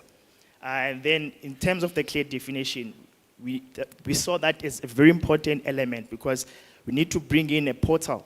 So the portal, what it does is as an example, one of the presenters yesterday, including myself, we didn't really know each other because we had other SMMEs within the sector who are already industry players. But however, because there's no existing platform that can allow us to identify each other and collaborate, we saw that there should be a need where we put in a platform, a portal. So all the small-scale fisheries or businesses, they need to upload their content in the platform. In that way, they'll be easily accessed by the investors. They can easily accessed by all the interested stakeholders and parties that are keen to uptake collaboration with those enterprises. So in terms of the way forward, so we devised a plan that will put a way forward that can allow the Commission to achieve high impact. So one of the things in the way forward, we spoke about the financing. So on the financing side of things, we said we need to identify the current funding resources, and also need to facilitate access to fisheries and also other farmers. And then we need to develop a funding guide that is relevant within the funding institutions. This way, we are able to support different sectors around aquaculture and fisheries. And then we spoke about training and capacity development, which was very important, which is very key, because we realized that within the sector, there's skills deficit in terms of the expertise and knowledge around aquaculture. So we identified that we need to conduct a skills audit first to understand the skills that are there in the industry, and then how can we tap into those skills, and also how can we design training programs that will address the issue of skills and capacity development. And also need to facilitate mentorship programs, because there are already industry players. We need to integrate industry players back into the market to provide that mentorship to the SMMEs and also to the aquaculture industry holistically. And then we spoke about the scientific support and data. So we need to collect data to address all the deficit within the small-scale fisheries, aquaculture, and inland fisheries. Then also we need to ensure adequate monitoring and data collection, because that's very key whenever we design our business plans, we design our financial models, the data and the presentation of data to support the industry. And then we spoke about the one-stop shop, one-stop hub. In that way, we're able to bring in a model that allows enterprises, funders, and SMMEs to access all that information from one center, which is very critical. Hence, we spoke about fragmented legislation and departments. And then on the regulation aspect of it, we said we need to do a review on the legislations around the fish farming sector, because it's one of the bottleneck policies that are impeding our industry from growing and expanding in South Africa. And then also the last part was on the communication, awareness, and also market access. So we need to create awareness programs that identify, or either that speak to the entire value chain of aquaculture. And also we need to have educational programs that can be deployed to schools, institutions, universities, and communities to understand the opportunities around the sector. And then lastly, spoke about market access, because we need to have thriving society, thriving ecosystem, and thriving communities. Thank you very much. Thank you very much to all our rapporteurs. Another round of applause for all of them. Thank you very much. You don't need to leave. You can just stay here and keep me company. Let's open up for inputs. As per my request, succinct, to the point, in terms of the area which you think was not covered. An area that you think was not covered that needs to be enhanced. So I will start on my extreme left. Okay, I see 2 hands.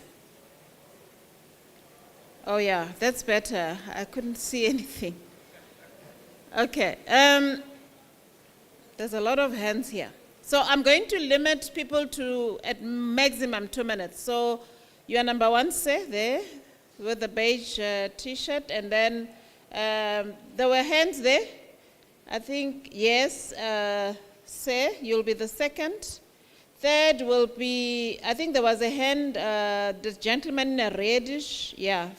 And then fourth is the gentleman in the suit. Those are my 4 speakers. Okay. 2 minutes each person, not more than 2. In fact, 2 is a lot. And then you'll be the 5th one. Over to you, sir. And can I request the second one already to be lining up next to the mic?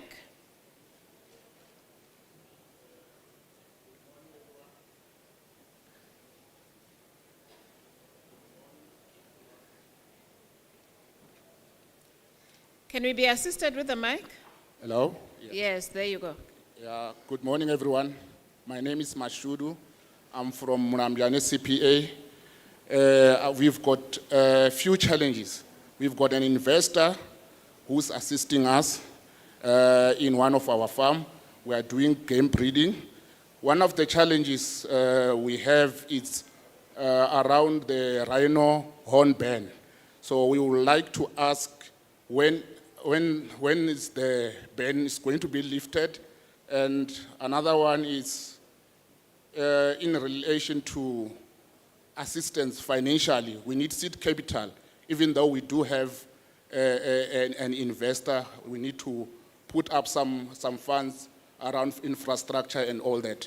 So how do we get assistance from government and the like? Those are two important issues that we have. Thank you very much. They specifically relate to you and your company, so maybe there may be different ways in which you will be responded to as opposed to the general sector. Thank you. Number 2.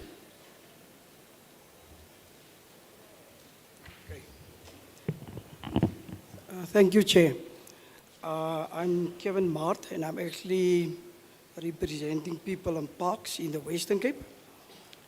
Our main critique, and I'm talking specifically to the aquaculture and small-scale fisheries, that submission that was made there, I don't know where that thing is coming from, because that was not a resolution from the group. It seems that the facilitators actually decided on their own how they actually want to give feedback in terms of what we suggested. And that facilitation session was a little sort of compound, and it was pushed into a certain time frame. But be as it may, our main critique yesterday was about this whole colonized system of having a biodiversity economy being implemented, and especially in the small-scale fisheries and aquaculture, it's a major problem because currently production systems are still running via a westernized, colonized model, and we said that should be decolonized because we are living in a developmental state, and you are losing out on your smallholders who are actually within these value chains. They are losing out big time because the device of this whole program is assisting the commercial sector and the guys in the commercial sector to grow stronger, and we are becoming weaker. And that's actually what we have suggested, but I don't see it in that submission that was made now. As I said, it lacked a developmental agenda. That's my main point that I wanted to make. Thank you very much for that. We will definitely capture it. We had to try and standardize so that we have a clear structure, but all the inputs are still there in terms of the discussion. So thank you very much for elevating that point. We are definitely going to look into that. Thank you. Speaker 3. Hi,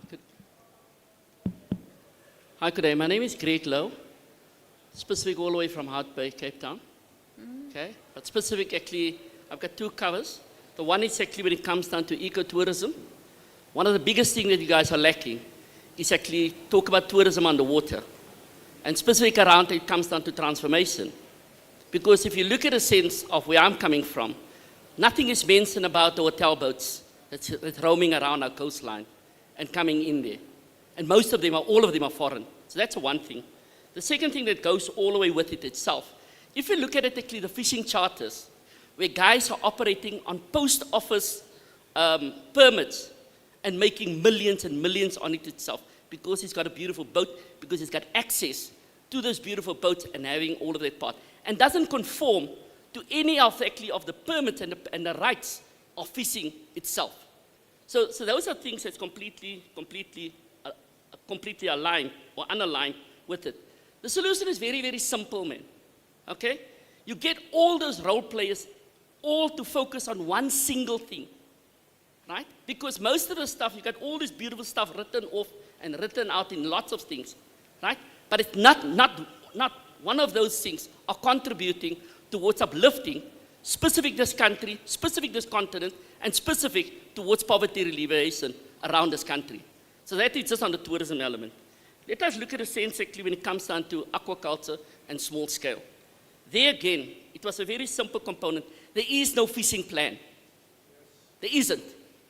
So don't talk about actually full commercials, which is FRAP, Their damages are done. Okay?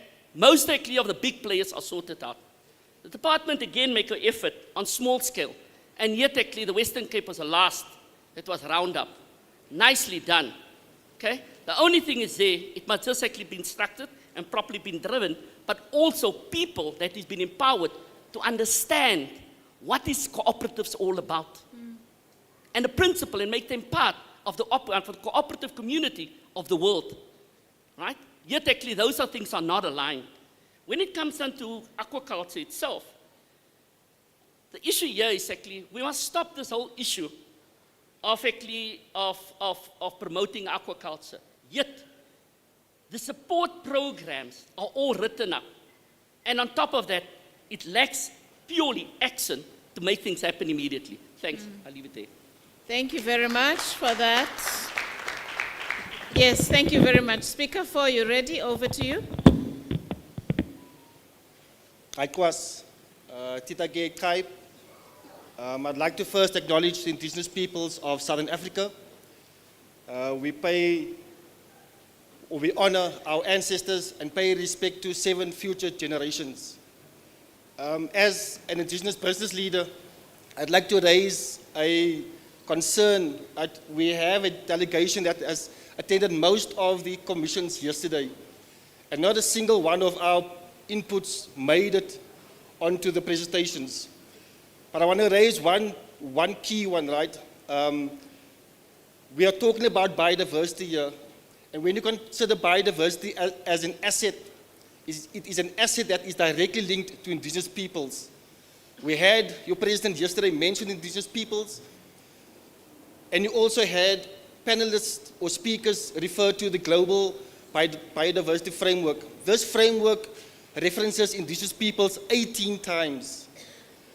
The NEMBA that we are supposed to comment on mentions it 4 times. And the only 4 times where it mentions it is the copy and paste from the global framework. So the invisibilization of the indigenous peoples is of high concern. Not a single panelist advocated on behalf of the indigenous peoples. Not a single panelist was an indigenous person or identifies as one. And so again, we have a case here where indigenous peoples' resources is being targeted and exploited, and without us. And the one thing that I want to mention, right, why I mentioned the framework and indigenous peoples, within the United Nations Declaration of the Rights of Indigenous Peoples, one of the key principles is free, prior, and informed consent. So this whole commission or the bill and now the act is going ahead without the consent of indigenous peoples. And I raised this yesterday in one of the commissions, right? In terms of mitigation, in terms of risk, it is foolhardy to proceed when there is a risk, when down the line there will be court challenges from the indigenous peoples. So I'd just like to raise to the organizers, to the department, or even straight to your president, please consider the way forward, because the exclusion of the indigenous peoples is to your detriment. Gangans. Thank you. Thank you very much for that input. Thank you. The last, number 5, over to you. Thank you very much. I am Chief Ngumalo from the Gijana community, one of the communities along the Kruger National Park. I would just like to reiterate a point that I raised at the commission yesterday, and I saw that a lot of the commissions have training and education and capacity building as one of the key things in there. But I was not satisfied. I felt it was not sufficient with the other commissions except for the the fisheries and staff commissions, because they are the only ones that said we need to infiltrate the schools and teach people about this biodiversity economy, specifically in their particular commission. Yeah. I would ask that all commissions set that standard to say that as far as biodiversity is concerned, we need to go into the schools. And I wish that the Minister of Education was here, because I would go as far as saying that it's negligent of our government to not be educating our people or our children about the things, this biodiversity economy that drives the very economy. For instance, in Limpopo, 60% of jobs there are as a result of biodiversity. So such things are crucial. Capacity building is quite crucial, and not just doing workshops for 1 week. I'll give a quick example. There's a particular lady called Insolo in our community who was killed by a hippo. And when you investigate, you find that a group of people were following and agitating that hippo. They did that because they lack knowledge, because they associate these animals with meat. So they are saying, no, we'll get meat out of that. And they follow it and agitate it, and as a result, when it retaliated, the slowest one ended up being a victim. But if our people had been educated about these animals, this biodiversity that you want to bring into our people, if we receive the relevant education and we really build capacity at school levels, then we will not have these incidents. So I just wanted to emphasize and reiterate that point. Thank you very much. Thank you very much. Very critical point. Thank you very much. Can I come to the middle row? Okay, thank you. I have lady at the back, one, and the gentleman just a few rows in front of that. I don't see any other hand. Thank you very much. Over to you, madam. To the mic, and the second speaker also to the mic, so that you speak immediately after the first speaker is concluded. Good morning, ladies and gentlemen. My name is Kumi Hamise. I am a traditional health practitioner, and I'm from Healers for Change. I was sitting in the Commission Aquaculture and Fisheries. I found that the focused more on the business side in terms of inland fishing. And I was hoping we would tap into the issue of the ocean, the issue of storage being pumped into the ocean, the issue of rivers and storage getting pumped into the rivers, and that affects us as traditional health practitioners because spaces like that is where we use to connect with nature, therefore connecting with spirit, etc. So there are certain things that I wish we had kind of tapped into.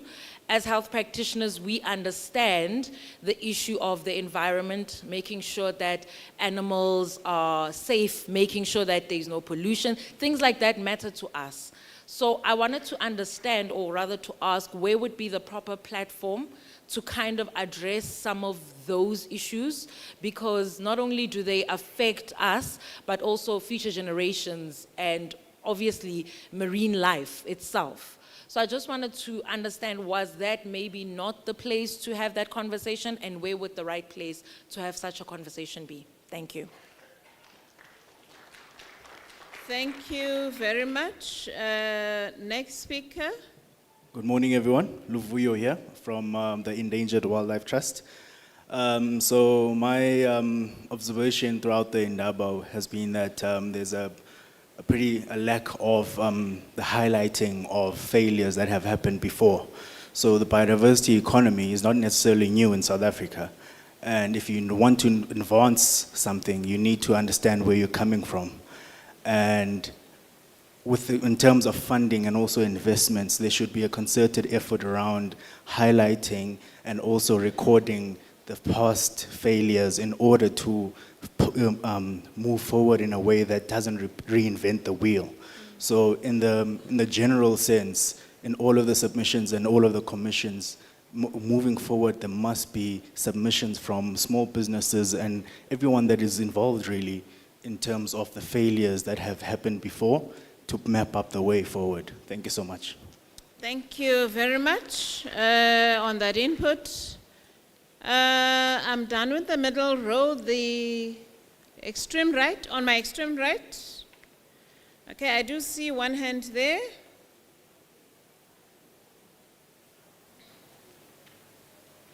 Please come closer to the mic. Yes, thank you. I now see another hand in the middle. So you will be number 2, and then we'll close it with that. Thank you. Over to you, sir. Thank you, Program Director. From my side, I mean, I was in one of the panels, ecotourism, The point I just wanted to raise relates to the issue of collaboration between the Department of Tourism as well as the entities. I think the point maybe that we did not make yesterday, because we did not have an opportunity to then respond, was on the fact that, for instance, the department invested close to 200 million on infrastructure maintenance programs in national and provincial parks, working with the DBSA as part of collaboration. And the reason behind that, in terms of that investment, which came from, the funding came from the Presidential Employment Stimulus Program. The reason we're doing that is that if you don't sustain and maintain your key attractions, some of the businesses that are neighboring the national parks could collapse. But also that investment, what it has ensured, for instance, is if you look at Hoedspruit Airport, the investment coming from the private sector is basically stimulated by some of the investment made by both the SANParks, by both the department, by both the DFFE. So some of the interventions we make in these major attractions, because some of the businesses just before COVID only realized when there was lockdown that they were basically dependent on the tourism numbers and the demand that was going to these national parks. So that's very critical too. I just wanted to make that point that there's been collaboration, but we need more collaboration. One of the points that we did not make, Chair, as well, it's a point around the fact that we had made a point about municipalities. I mean, I had input that was saying that municipalities are not functioning properly. But some of them are not functioning properly because we're not actively participating in some of the activities of the municipalities. The integrated development plan of the municipalities, the IDPs, are legislated. So the commitments that are there cannot be changed, and you can actually take the municipality to court when they don't fulfill some of the the commitments that are made in those IDPs. But also, when projects are not in the IDPs, like access roads and so forth, they then don't benefit from the municipal infrastructure grant. So some of the project owners will not tell us this. They'll say, government does not do certain things, but some of the projects, the MIC, does return some of the huge budgets back to the fiscus because if a project is not in the IDP, it's not going to benefit. The other just final point, Chair, will relate to Program Director, will relate to the issue of definition of roles. I think as stakeholders, we need to, so that we manage expectations, the definition of roles is important. We need to know what services we need to expect from a Department of Tourism, from the Department of Forestry, Fisheries and Environment, from the DTIC. We basically have an institution called Small Enterprise Development Agency that assists with project preparation. But what I've realized from project owners is that we are not specific about the needs. What do we need from, when you go to CEDA, and you're also not clear, you've not properly defined the problem, there's usually challenges. What we've been doing then from the directorate I lead in the Department of Tourism is to assist project owners to package projects, to strengthen the business case. You'll find a project owner located next to Sunny Pass in KZN. But in the project, there's no mention of Sunny Pass. A project located in Hazy View, in the project, there's no mention of Kruger National Park. Kruger National Park is a major attraction. There's no mention of Pilanesberg. It's a major attraction known globally with Sun City. A project is located a few kilometers from there, but that particular aspect is not mentioned. So that's a point I just, as an addition, Chair, that I wanted to make. Collaboration with municipalities, but some of the interventions we've made in collaboration, that we do collaborate, but it's not enough. Thank you, Chair. Thank you very much. Let's get our last input. Over to you, sir. Thank you. My name is Simon. I just wanted to make a few inputs with regard to the whole issue, particularly when it comes to wildlife trade.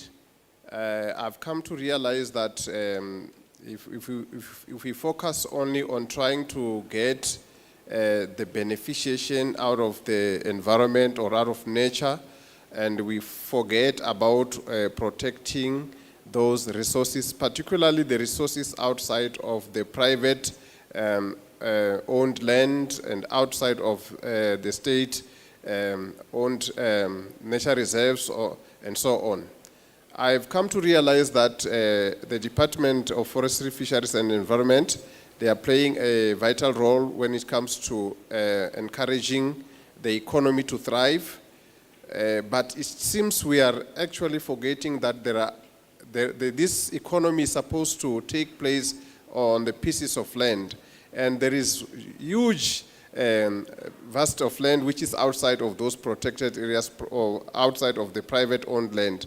And that is where now a lot of overuse of the resources is happening. For example, in the far north, in Limpopo, there is harvest of mopani trees at a huge scale, to a point where maybe in the next few years, we're creating a desert. I mean, there is huge demand for firewood in other areas, and people are almost taking everything without control. So I tend to wonder whether there is a program to make sure that as much as we continue to advocate for benefiting out of the natural resources, are we also protecting particularly those scarce resources that are found in the communal areas where we do not find the rangers or anybody trying to enforce the policies and the legislative framework that is there. People don't really know about it. Perhaps that's where the need for education to come in, so that we are able to be conscious about also preserving and using in a sustainable way. Thank you. Thank you very much. Another round of applause for all those comments that we have received.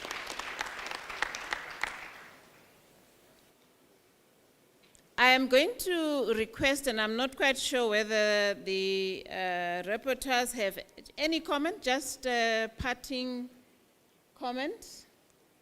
I don't know whether they have, but what is quite critical also is that when we then also put together our program of action, we need to also then ensure that some of the issues that have been emphasized, given that, yes, they are captured in the commissions, but I think the speakers that have come through, and I'm not quite sure how quick the subscribers were, they are able then to also reflect on that part. So let me just allow if ever there's anyone, I'm not quite sure. Yes, go ahead. Okay, I think from our commission, I want to reiterate the fact that I think we did outline that we had so many points within our commission, and the idea was to consolidate all those points into theories and then officially grouped.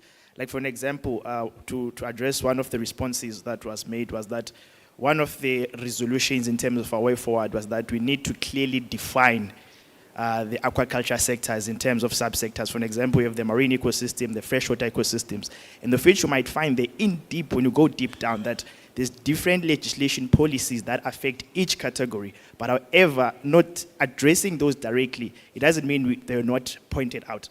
Because if we're to go deep and dissect both, there's quite a lot that has already been input. So the commission has consolidated that information into the report, so everyone's input is actually there. But here was to highlight all the elements that we're going to take as a way forward. Thank you for that. I just want to make that clarity. Thank you very much. From Commission 4, let me take Commission Bioprospecting 2. Thank you, DG. From Bioprospecting, I just wanted to thank each and every person that contributed to our commission yesterday. And we are going to be working on a report that will inform the Biopanza strategy. So please rest assured, if your points were not captured in the summary today, the strategy will be elaborative to capture to some extent, everyone's input. We need to grow the bioprospecting sector together, including everyone, traditional knowledge holders and universities, the youth, women. So we are working together to build or increase the bioeconomy. Thank you, Chair. Thank you very much. Let me, I think it's, which commission is this? Ecotourism. Yeah, let's take your last comment. Thank you. Mine is very simple. The issue around capacity building, charity begins at home. The issues that we're discussing here are seemingly someone's responsibility, and it begins with me. To understand the importance of my biodiversity, it begins with me. To understand the role that the biodiversity plays, it begins with me. So I would want us to go back when we leave here, to go and look at the critical areas of work that will allow us as communities to now understand the value of our biodiversity. We are losing this biodiversity at an alarming rate. And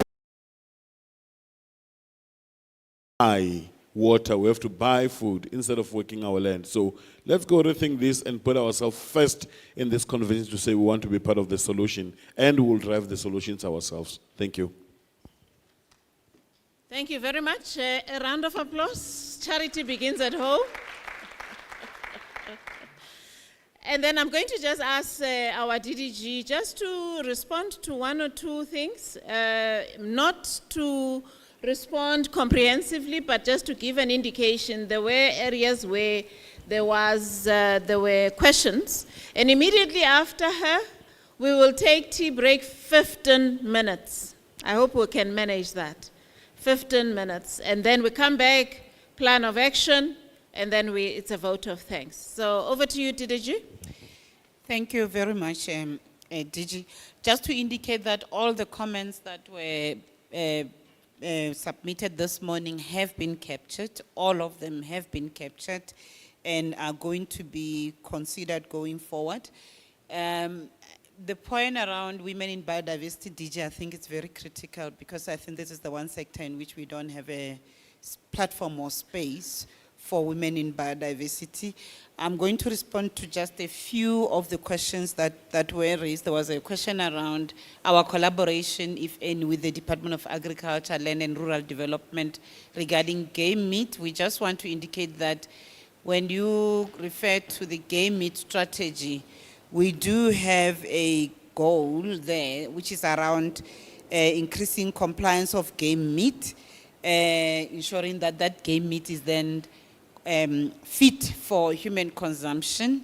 You will also note in the game meat strategy that we do have a reference to working with DALRAD around improving or establishing a game meat board, because currently there isn't any, and ensuring that there is a government desk also where we can then collaborate with the Department of Agriculture, Land and Rural Development. I need to indicate, DG, that before the end of this month, we will be collaborating with DALRAD around most of the elements that have been raised in respect of, I think mostly around land also.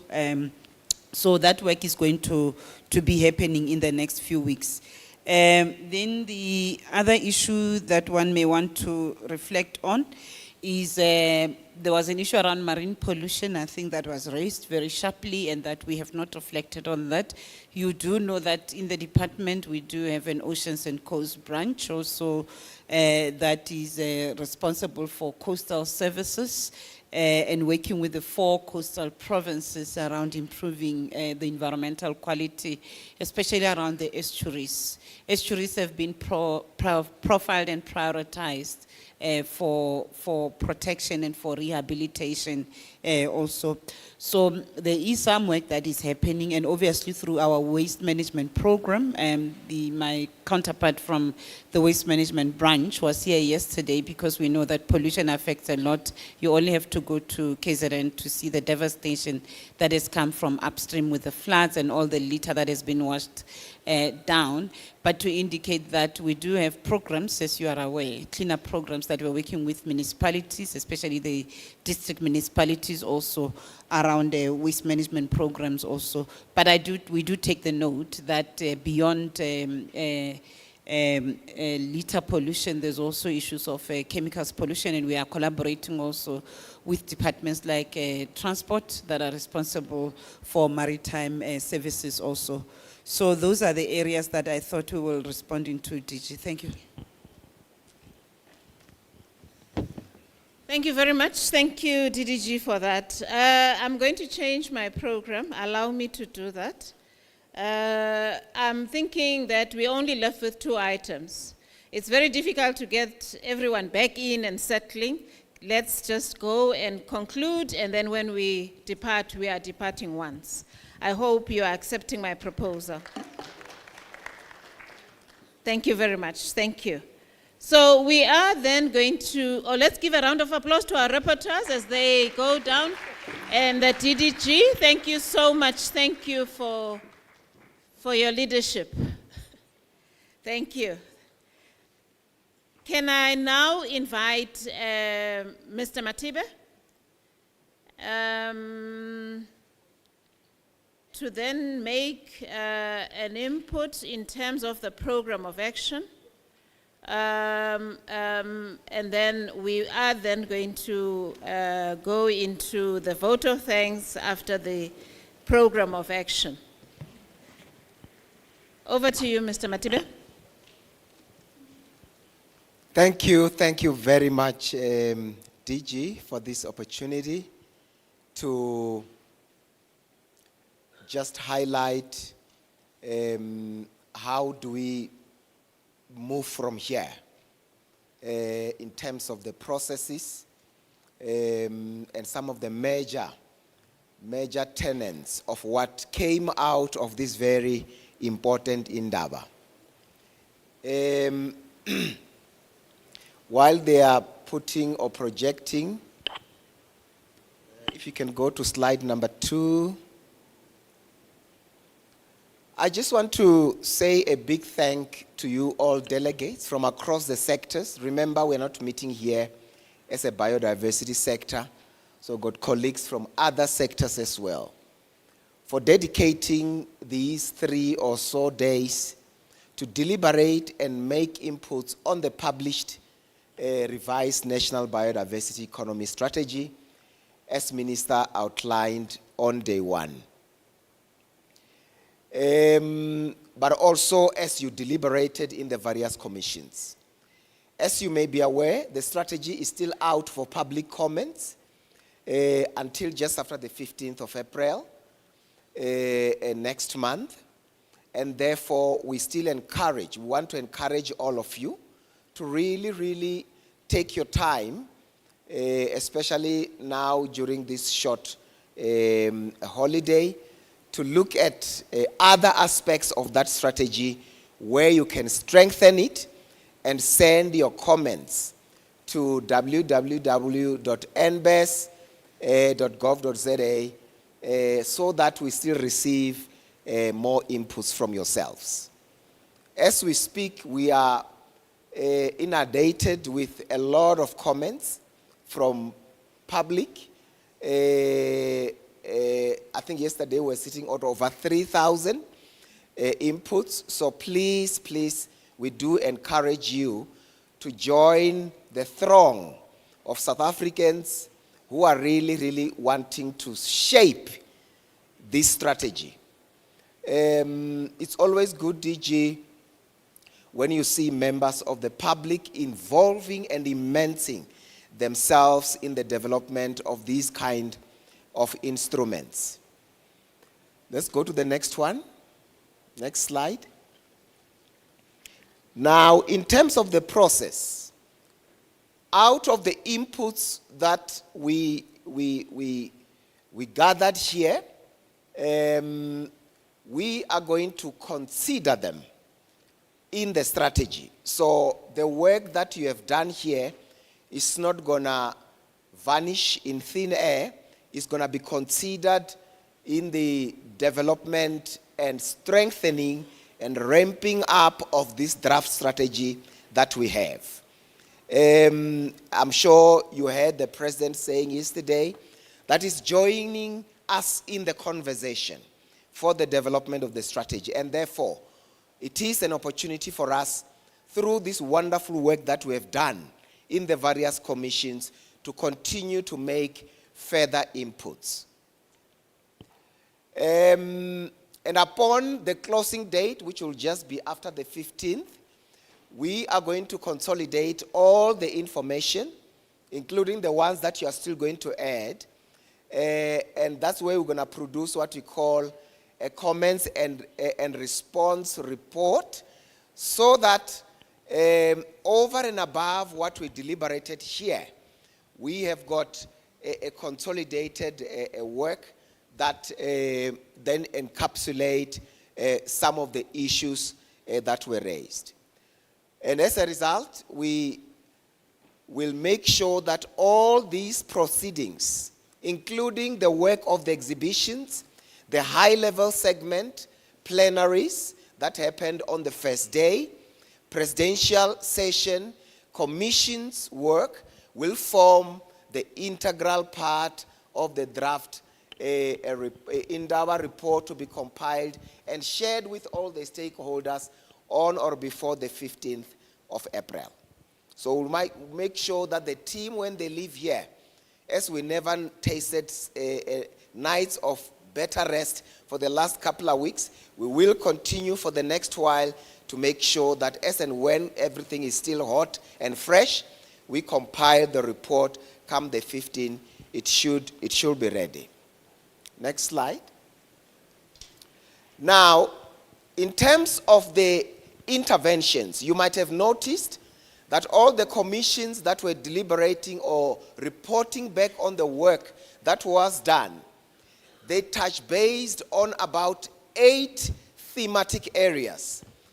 Now, these 8 thematic areas are the common threads that bound the discussions that ensued over the last 2 days.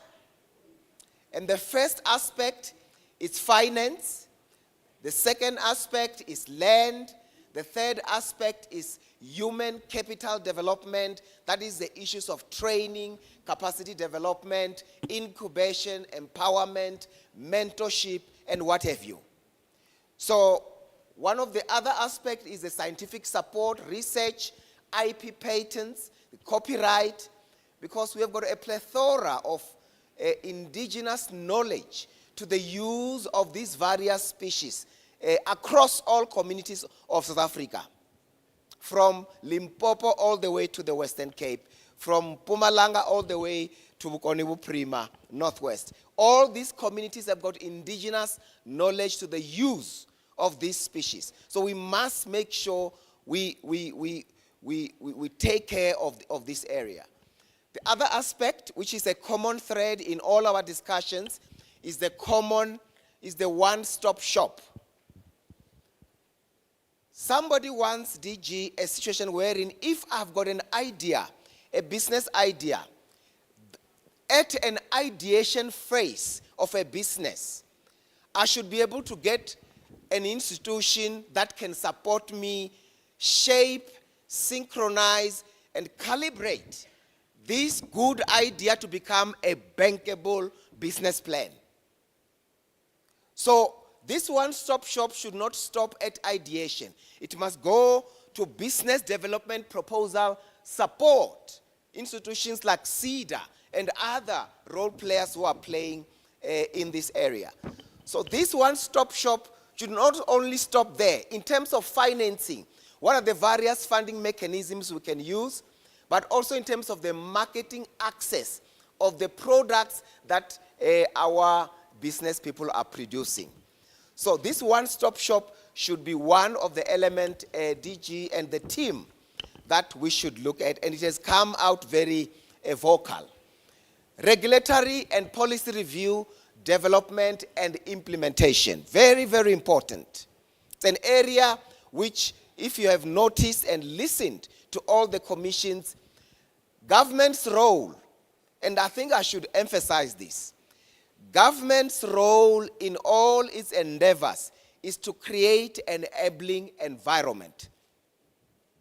Government is not a funder. And I think we should make that clear. Government doesn't have endless resources to fund business, but they create an environment so that funders, so that people who have got money can find it bankable to invest in a particular venture. And knowing that over a number of years or over time, they will get return on their investment. So this idea that government must fund everything, I think we should come to terms that government create conducive environment. And if you were to hold government responsible, hold them to account whether they are creating regulatory instruments that create your businesses to thrive. So So if government therefore create a fund, it is a bonus to make sure it is a ground baseline information or a instrument to support you as an up and coming entrepreneurs. But the source of funding is business. The business of government is exactly what I just said. Then the next one is communication and awareness. I'm sure even Indaba Zita from Limpopo did mention that we need to raise awareness. And the last one, second last one, is market access. It won't make sense for people to sweat their blood, invest their money, and the next thing they sit, if I'm in agriculture, with tomatoes that are rotting. It won't make sense. So what will make sense is that all your products then have got access to the market. That's why you've got DTIC here. That's why you've got other institutions. And this Indaba is about what we call a whole of society approach, wherein we are saying, what is it that we can do out of this strategy, the NBES, to be able to bring all the society players to work together to take South Africa forward, to utilize our resources sustainably in a manner that transform the sector which is currently sitting at 3.5% in terms of transformation. And lastly, partnerships. We will never achieve. If we want to go it alone, so is the adage of an African proverb. You can go to a certain extent, but if you want to go far, we must make sure that we work together. We partner, we put our heads, we roll our sleeves, and be able to work together to take this industry and sector forward. I won't waste time here, DG, but I think the issue is that we're going to share all this information with all the stakeholders. But if you look at the issue that I spoke about, the land, we need to map all the land parcels of those who are interested in venturing into supporting the biodiversity economy space. So that an entrepreneur like Dinda Technologies, who is planting or mass cultivating the Kigelia africana, a species to produce those wonderful shampoos and products and also other stuff, should be able to have land where they should be able to cultivate. So we must have a kind of a mirror wherein anybody who can say, I need ABC, through that platform, we can be able to see that and share the ideas. Go to the next slide. Financing, of course, again, mapping all the finance mechanisms, but also important, if you look at the last bullet, second last bullet, the national capital accounting for the sector. It will be the first time, colleagues, as you heard the Statistician General, that we will develop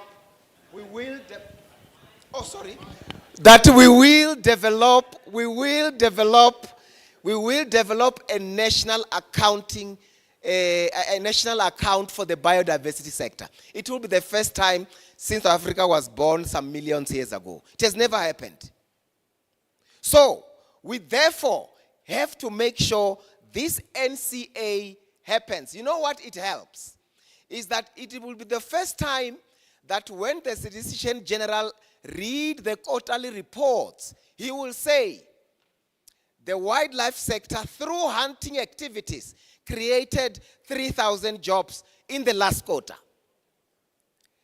The bioprospecting sector, through their agro-processing, through their value chains, they managed to inject this kind of income to the nation. Fisheries have done the same, and whatever. So this national account is a very, very critical aspect for the work we do. And lastly, incentives. And part of the work that we will continue to do including working with our Minister of Finance and the team, is to make sure we explore the incentives for the biodiversity sector. Go, continue, I won't repeat. Continue. I think I need to emphasize something as I'm closing, DG. The issue of skills development cannot be overemphasized. And therefore, capacity building, mentoring, incubation, and what have you. We have got, for instance, our colleagues and partners from the industry who has been in this area for centuries, who have got skills, the know-how, and the wherewithal of how to run a wildlife industry. All what is required is to get that partnership to say, I am an emerging game farmer like Lisole from the Northern Cape, Kimberley, who have got a farm, who wants to get a mentor, who can walk and handhold him and support him to open and create markets for his hands and create markets for the various businesses that he has. Go to the next one. I think that should be the, just go. I don't think I should overemphasize these, colleagues, because I've already mentioned it. But I think I should also indicate that our outreach programs of awareness and advocacy should go beyond our sector. It should also reach the Joburg Stock Exchange, DG.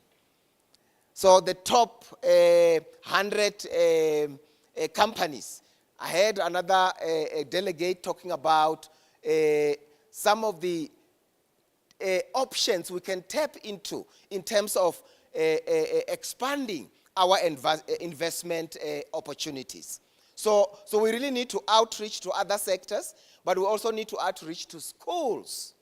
The good thing is that this department has, over, I think, the last 10 years, managed to work with the Department of Education to incorporate the biodiversity and environmental sector program. And now we are working on a program to work with universities. We are signing memoranda. I'm sorry, the University of Venda is here. We're going to Limpopo. We're going to Northern Cape. We're going to Mpumalanga. Staley, we are already in discussion with them. All the provinces. We want to make sure that all the 26 public universities in South Africa, they are working with us. They are also running short programs that support our entrepreneurs on sharpening their skills. So that program is underway, and we are also already going. And then this should be the last one, I think. Just check if there is still something else. I think I'm done. Thank you.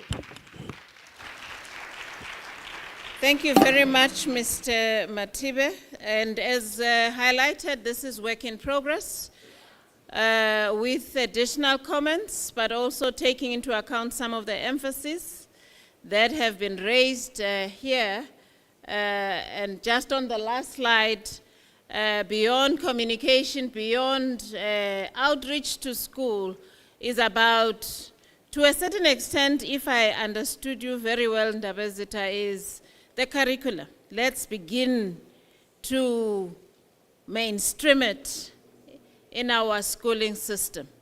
It's not going to be easy. We need to engage the respective authorities. We need then to push and influence that that decision be made and implemented. But we are with you, and we've heard you very well. Thank you very much. That's the program of action, and I think Mr. Matibe has highlighted clearly. I hope I can see. Where are my glasses?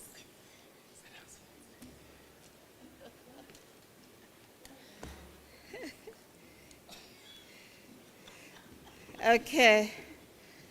Thank you very much. I'm also requested to remind all those that were booked in the venue to please check out. We would want to avoid additional costs as much as possible. Maybe before or maybe I'll do it after. I'll do it after I've just thanked everyone as part of the vote of thanks. So, firstly, of the Republic of South Africa, His Excellency, Mr. Ramaphosa in absentia, for availing himself during his busy schedule to grace this event. Indeed, we were honored that the President could make it for this event of ours. I would also want to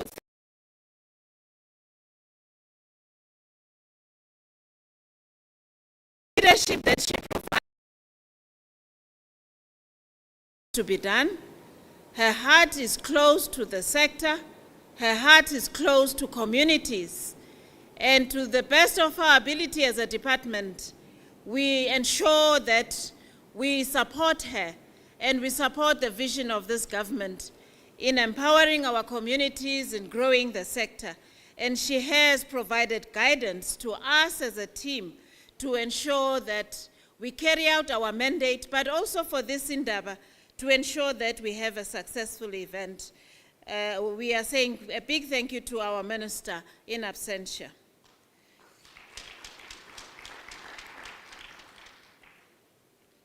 Okay, then I think we will clap at the end now. I would like to also extend gratitude to all ministers that were present here. Yes, we had invited Minister Finance. Unfortunately, due to his busy schedule, he could not come and be with us. But yes, Finance was also part of the ministers, and DTIC was part of, but unfortunately they could not make it. But I would like to extend gratitude to all those that came here, and also the Premier of the province, Gauteng, MECs from various provinces, and our esteemed Royal Highnesses that have also graced us in this Indaba. I would really want to extend a gratitude to all of you. I would like also to thank all of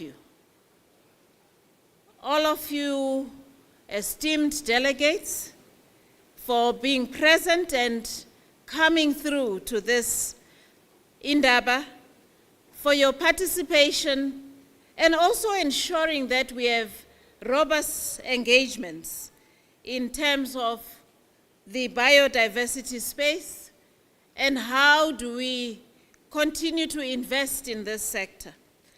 Your valuable inputs has assisted us to develop this draft program of action, which will be finalized by mid-month with additional comments from yourself. And this will ensure that we take these action forward. I also want to express appreciation to various panelists. Some of them are still here with us, for sharing an insightful knowledge and expertise in this Indaba.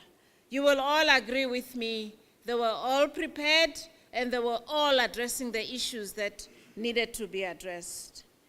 Let me thank the facilitators and conveners, the scribers that were assisting us in the various sessions and the commission, and also the fact that they've ensured that we conclude this program on time and we have a clear program of action.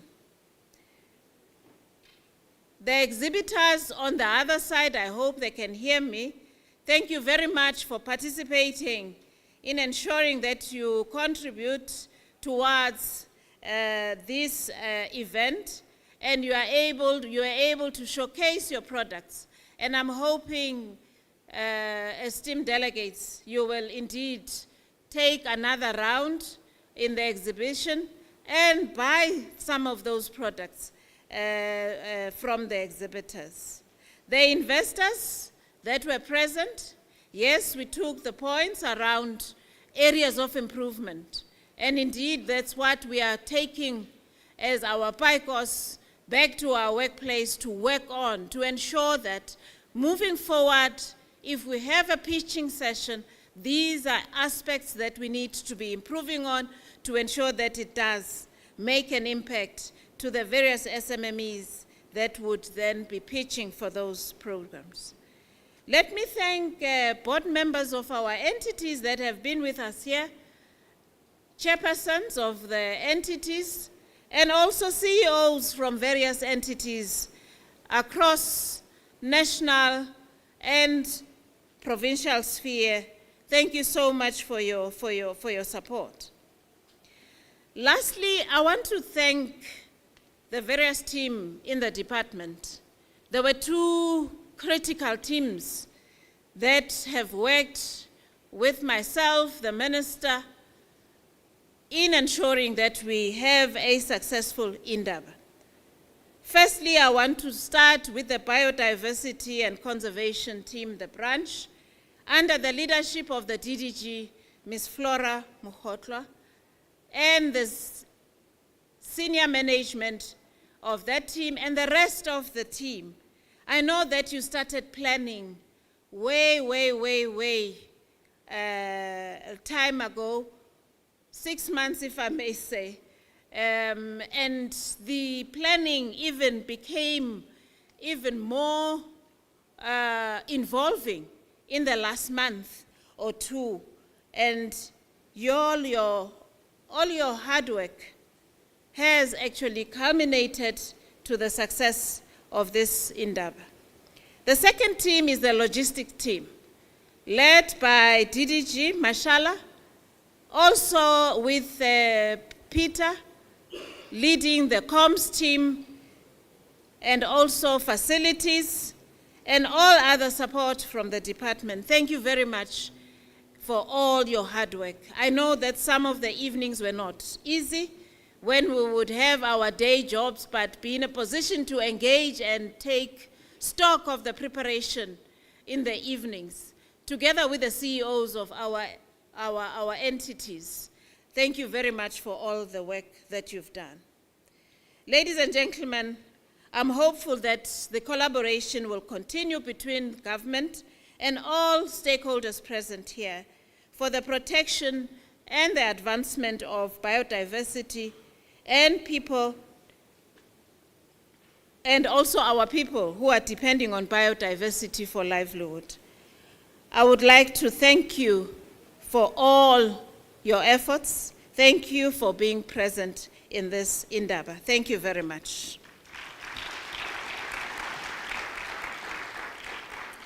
So I have a few announcements. The first is that all presentation, and I think we have highlighted this, all presentation will be loaded on our website. You will be able to access them on the website.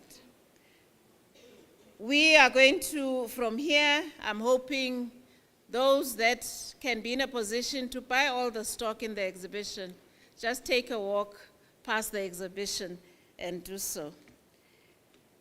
Lunch will be served at Terminal B.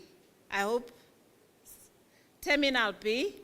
I'm not quite sure where that is. I need to be assisted, but lunch will be served at Terminal B. And we also have lunch for our traditional leaders at International, that is at Barcelona.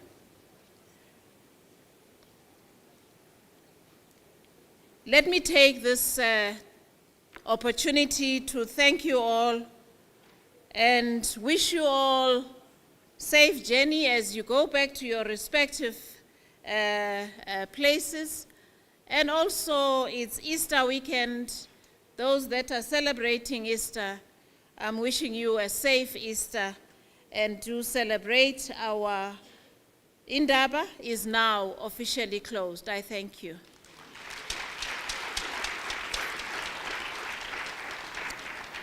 Thank you very much.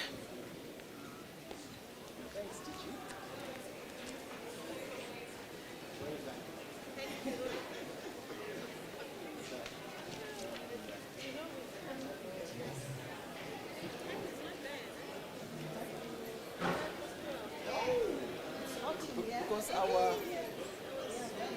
thank you. Our time was so we managed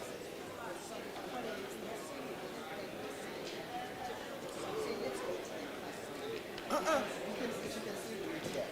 What sign language? Yes. People are going to. It's fine. I know they're seeing the very important. I omitted other support, thanking them very much. Sign language, I hope, thank you very much. And also to those that were controlling the mics and everything else, thank you. Thank you very much. Thank you.